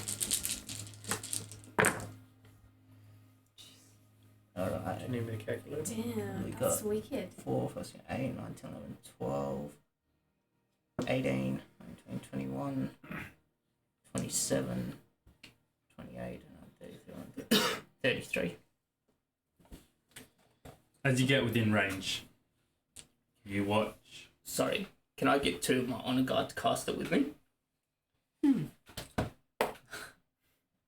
Man, that's really cool. Not the ones with you. They Okay, wouldn't be able to. okay. How do you cast it though? Is it like a Yeah, prayer? flare it for us. Mm. Okay, so running his hand across his chain from the tomb up, he stops at one of the links that hangs down his shoulders as it starts to glow in a golden yellow light. Pulling at it slightly, comes apart from the rest of the chain, and as he holds his hand out with it in the middle of it, a circle with runes shines around his hand as he puts his hand up and pushes it forward gently, and it floats towards them, circling. As it floats towards them, floating around across the river to the other side of the bank, it engulfs them. And as you watch, still moving towards them, you firstly see the young boy droop his head and get dragged a couple of feet by the by the men holding him. He pulls him up by the arm and he turns around and says something to the other guy before he puts him down and goes to carry him before he sees you and your squad coming across the bridge. You're about 100 meters away from them, and as they see you coming towards them, he puts him down. Oh, how close is it? So 90 feet, which is 27 meters. Cool. That's useful. Yeah, that's useful. As they spot you, he puts him down, turns around, they start both moving away. That's right. That's right. You run away. Just gonna calmly keep walking in their direction. They move off, turning a corner and disappearing out of view. Did you want to keep following them, or were you going to the boy? I want to go to the boy. As I head in that direction, I would like to whistle to Listia, what's his name? Listiver. And give him a signal to bring the car in that direction. Okay. You pick the young boy up. Sorry, I'm going to assume that Father Bell has an idea that that is the Black Mace from the size and stature, like he would know. Not the Black Mace. It was just men. last people. Yeah. Oh, Yeah. okay. Remember how they Yes. were dressed exactly the same down there? Gotcha. Yeah. You pick up the young boy gently, and Luke or Lucy is the same. It looks the same age as the girl, her twin. And as you pick him up deep in his sleep, the cart rumbles over the bridge, and you hear the young girl calling out to her brother. That's Lucy! The light favoured him tonight, my dear. Will you look after him for me? Yes, but why is he asleep like Mum? It's not. Look, I'm gonna grab her hand and put it on his chest. He just rests. That's what you said about her mum. Can we fit Mama in here? She'll be cold on the ground.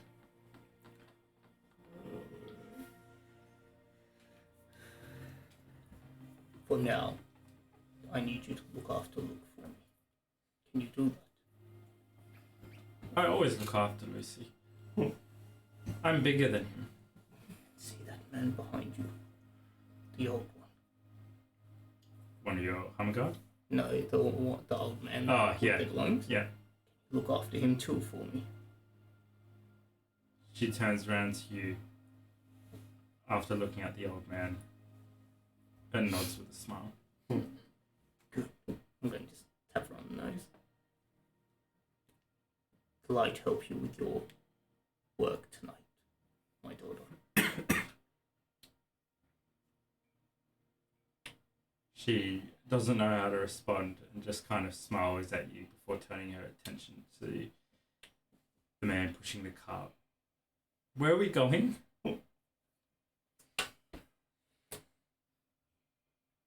Somewhere warm.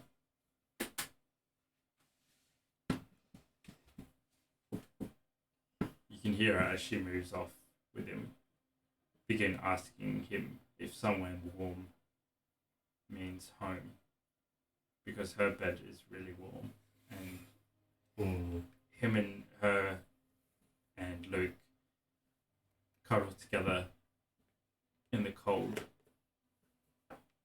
And sometimes they hide under the blanket, and then Mum comes and finds them, and then they hide from her, and she's just telling him as kids do.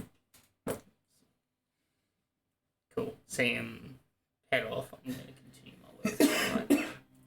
It's going to be a long night for me and the Nagaroth. Take care. Oh,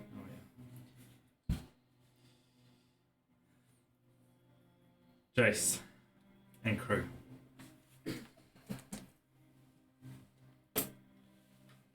You hear the fighting getting closer and closer and fiercer around you.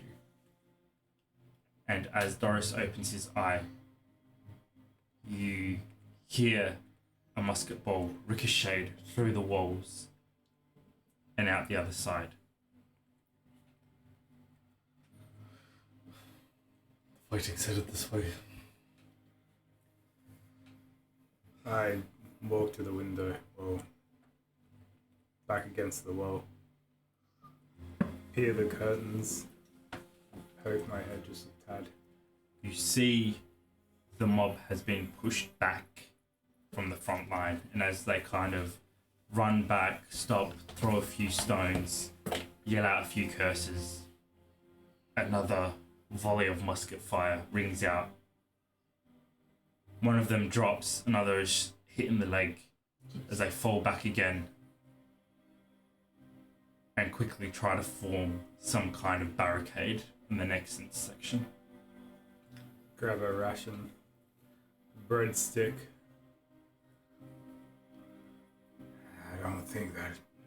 I don't think we can go through the same way that we came. Is it in the direction of fighting? Is it? It's more in front, but if you don't move soon, it will envelop I this see. part. Yeah. And we gotta move fast.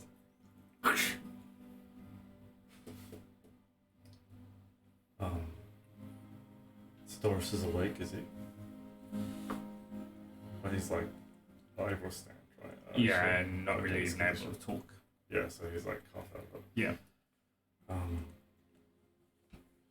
Can you assist him? Well, I was thinking maybe you could carry him. Jayce has already tried to get under his arm. You hear him grunt in pain as you try to lift him, and he picks up his spear and tries to push himself up with you, but he's pretty much dead weight on you. Yeah, kid. Allow me. And I like to pick him up. And carry him. What's your strength score? I think it's score? Yeah. I'll just double check. Not now. Let's see.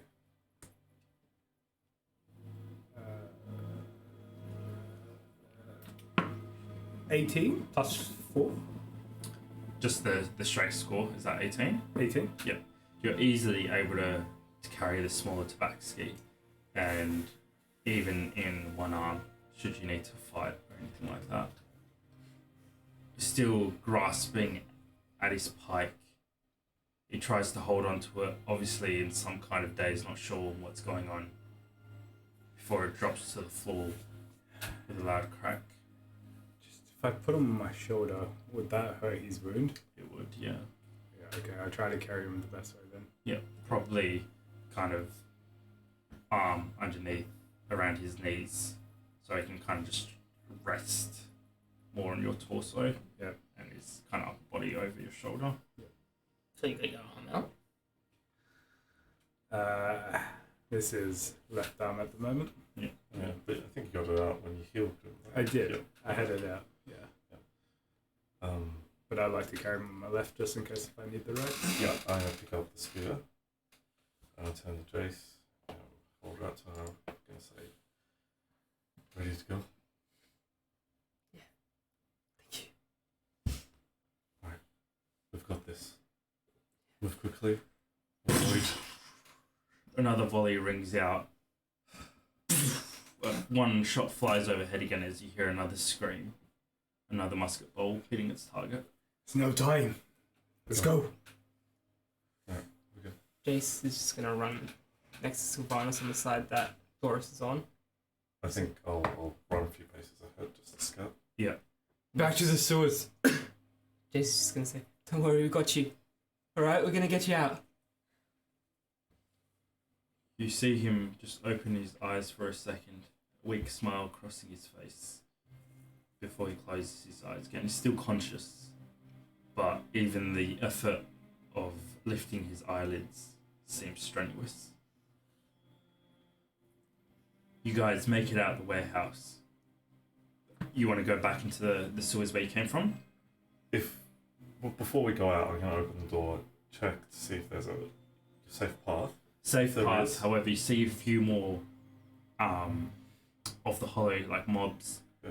running past, grabbing barrels and stuff, then running back to where the front line is rapidly moving. If we go to the sewers, are they gonna like notice we're going to the sewers? Like, is anyone gonna notice? You should be alright, but Who knows? Is another entry point away from the fighting? For entry point nearby. that one is the closest and the most direct route. You could go further into the slums, probably a good 500 meters, but that's another 500 meters that your father has to endure. I cock a bottle of the alcohol and take a sip. And if Boris can grab some, he's gonna need it. He doesn't even He's recognize gone? it's there. Okay. Yeah. He's, yeah. Right. This is the closest one. Alright, I think it's down a shot. alright. On my signal, I'm going to slip out, just sort of move ahead a little bit, and I'm going to try and move to the closest cover, and then signal to them for them to follow, and sort of repeat that sort of pattern as we go. Moving quickly, but as they're going to where I signaled to them, I've already moved ahead to try and just check the Do next I path. move half speed or? No, you'll be alright. Move full speed. You make your way, first of all, to the bridge using the side of the bridge as cover as you kind of peek to the other side and peek down the river. Make sure it's clear before you move off again, signaling to them as you guys move. This happens 4 or 5 times before you eventually make it to the entry point of the sewer. The hatch still open. You can see now on the other side that front line has pushed in further as well.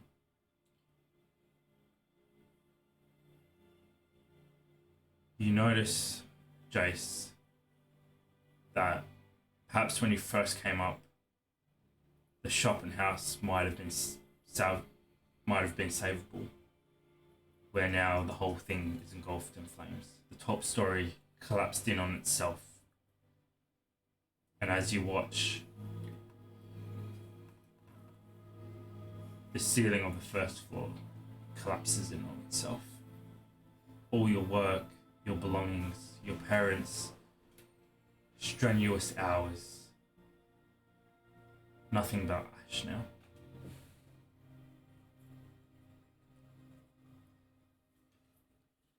Who's heading down the hatch first? I'll head down so I can help handle Doris. You make your way down first, and as you do, Jayce, your eyes are snapped away from the burning house by the shouts of guards across the bridge, standing on another bridge all lined up. Stop! Hey you! Stop! Oh shit. He taps the man next to him, who shoulders a rifle. Go, go, go, go, go, go! Jayce, get down there. Dexterity checks both of you. Saving throws. You guys still have inspiration? Nah, he's fine. I do.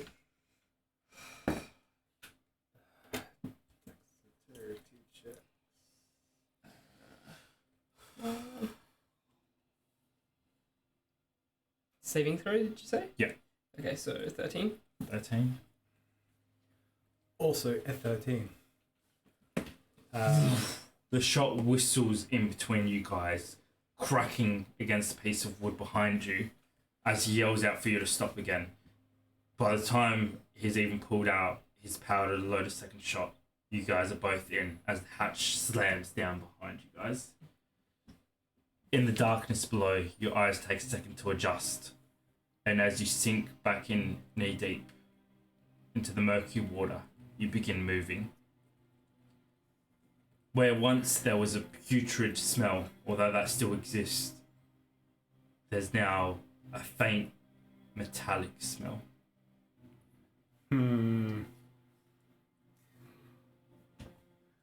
Can we barricade before we go, just in case they come down? Yeah. It would be, you'd have to barricade it from top because it's pushed open. I think just go. Just go there. Yep. You make your way deeper and deeper into the sewage, following the same path that you guys took before. However, this time it seems to be more occupied. Screams and shouts and cheering of the mobs below make it hard to find a discreet path. And just as you pick another path, coming around a corner, you come face to face with two hollow members, blocking the path in front of you.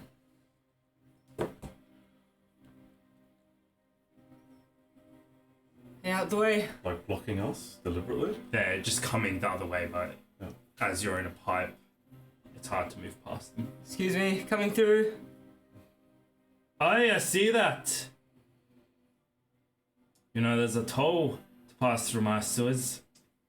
You got to be fucking kidding. No, I'm not. What is it? Call it a gold piece. I might let you through. Making Jayce profit. is gonna take off his Oh jacket. my god. Here, take this. Sell that for more than a gold. Now fuck off. But it's covered in shit. Clean it. It's still worth more than a gold. I just flick it. At this point, I'm flicking on my gold. Whatever. Out of the way. You flick him a gold that sinks through the murky water. He immediately, To him, but he doesn't Yeah. catch it. Yeah. in his drunken state, he misses it and immediately sticks his hand into the murky water, giving you guys a chance to barrage past them. Look. If he's down, because there's two of them, I'm just at that opportunity where he bends over. I'm just gonna chuck him in the water and then push the other guy because I don't trust that they're gonna just let it go. Easily in their drunken state in this tight space, and the thick water around you guys makes it easy just to throw them to the side. They curse and swear at you as you push past them. And I'm gonna quickly move through. Yeah. And as you guys pass through, they make no effort to chase you. They shout a few more curses and then are too interested in the gold piece. Lightly shaking it off before putting it in their mouth, making sure it's gold. Jeez. God, that's disgusting. You guys make your way a strenuous trip back through, even more strenuous under the tension and the fighting above and the laboured breathing of Doris. I'm trying my best not to get him wet by this contamination. Yeah. It's really smart. Eventually making your way to the exit point. Almost there. Is it clear? Clear. Straight to the estate. Yeah. No one out here? No. Alright.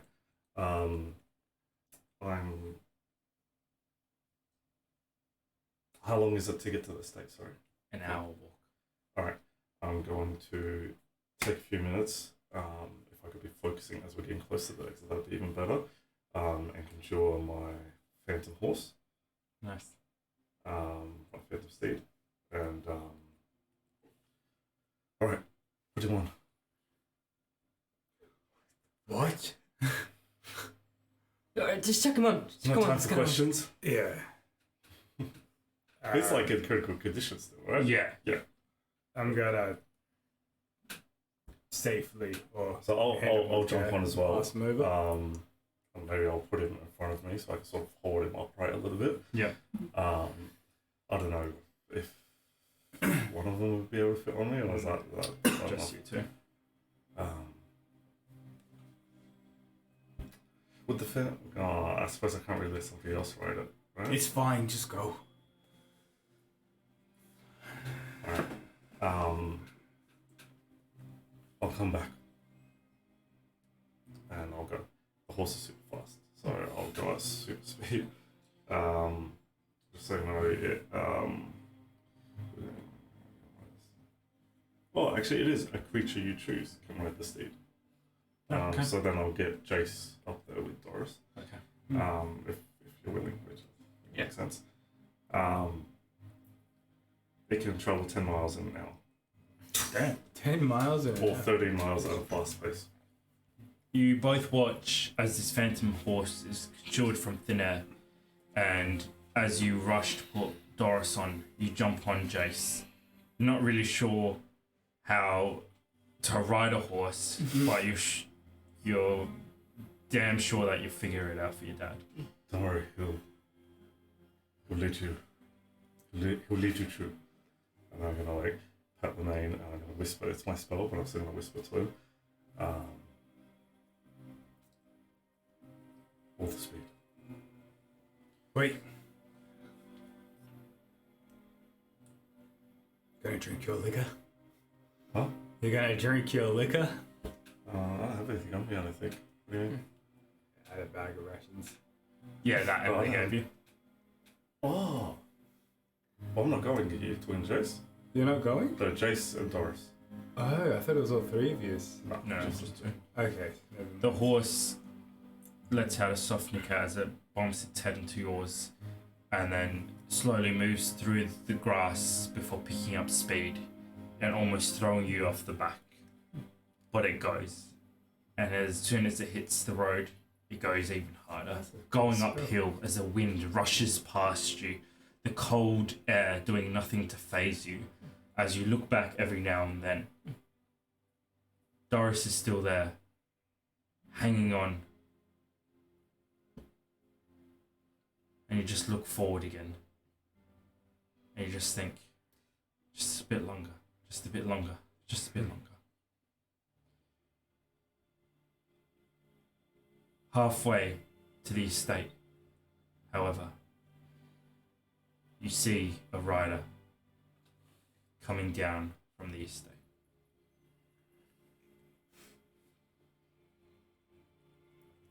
Do I recognize? You immediately recognize Sabe with his large hat and his decked out witch hunter outfit. Same one he was wearing. He's not going fast, just at a slow walking pace. And as he sees you coming, you see a hand reach into his jacket.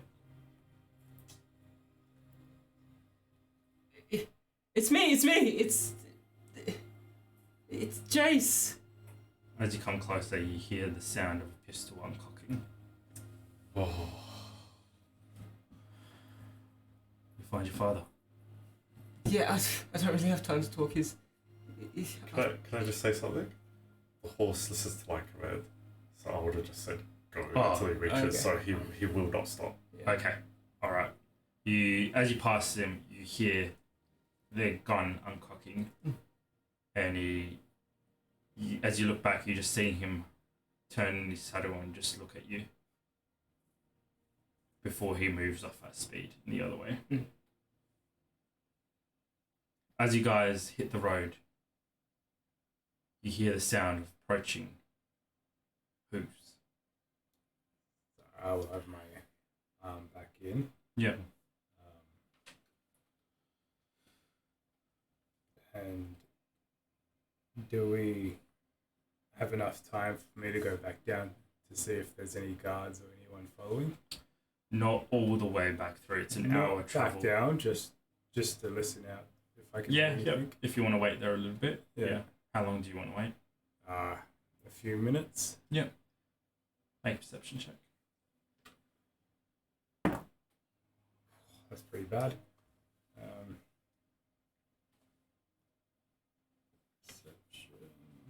A 9. With the amplified nature of the Undercity, everything sounds amplified. So you're not quite sure if it's distant or quite close, but after watching for a few minutes, you don't see any movement, although you do hear distant noises echoing through. Me hearing the hooves up top though, I'm gonna try and like find something just to hide myself. Mm-hmm. Until I see who it is. As the end of the road, as the road curves off from the sewer system, and then kind of around to the main road back into the main city, the rider slows down at the entry or at the point of where you go into the forest and then to the sewer point. I just wanted to do that before. Yep. And as you're both there, I presume hidden in the foliage and the trees in the forest, you notice, say, Kuraman, and you see a witch hunter atop a horse as he slows, and from underneath his hat peers into the forest in your general direction.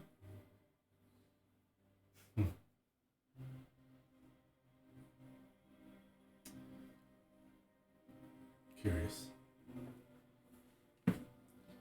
From atop his saddle,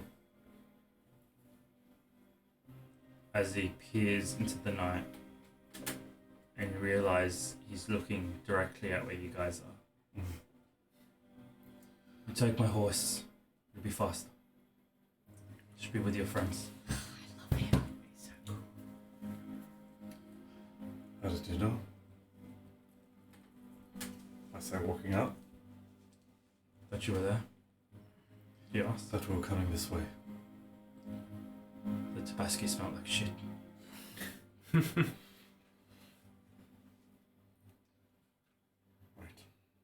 Gets off his horse, and as you come closer, leads it to you and hands you the reins. What about you? It's a nice night for a walk, he says, as he unbuckles his saddlebags, throws them over his shoulder.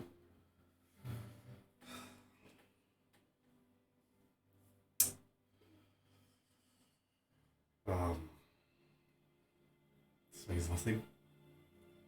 Of course, We are not through, you and I.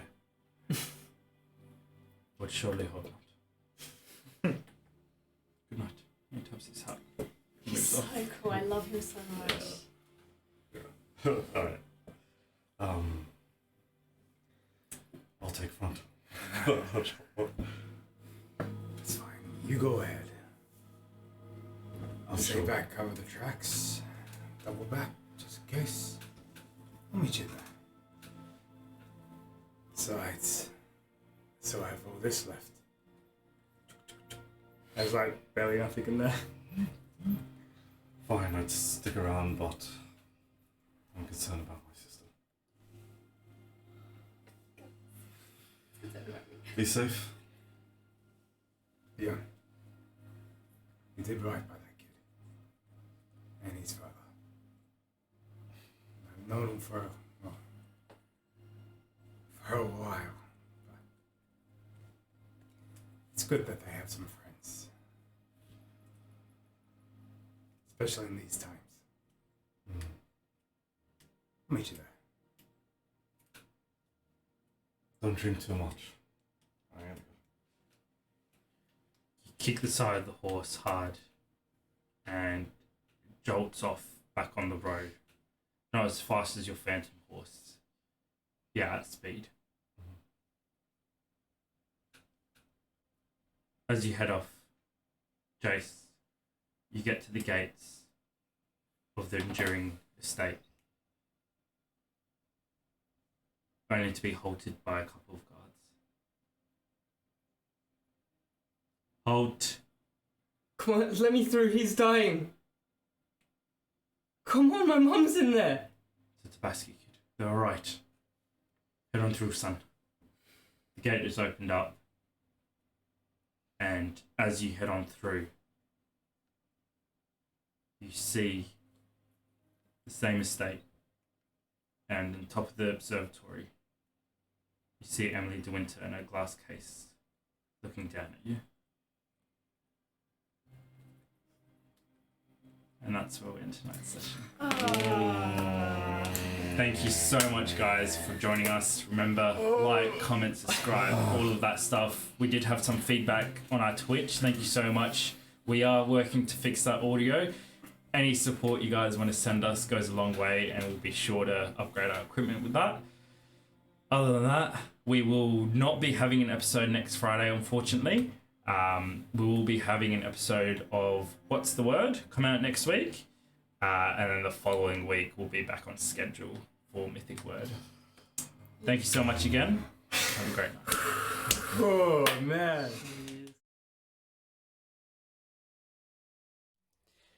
Hey guys, it's Abraham here, aka the DM for Mythic Wyrd. Thanks so much for watching. Remember to like, comment, subscribe, and keep spreading the Mythic Word.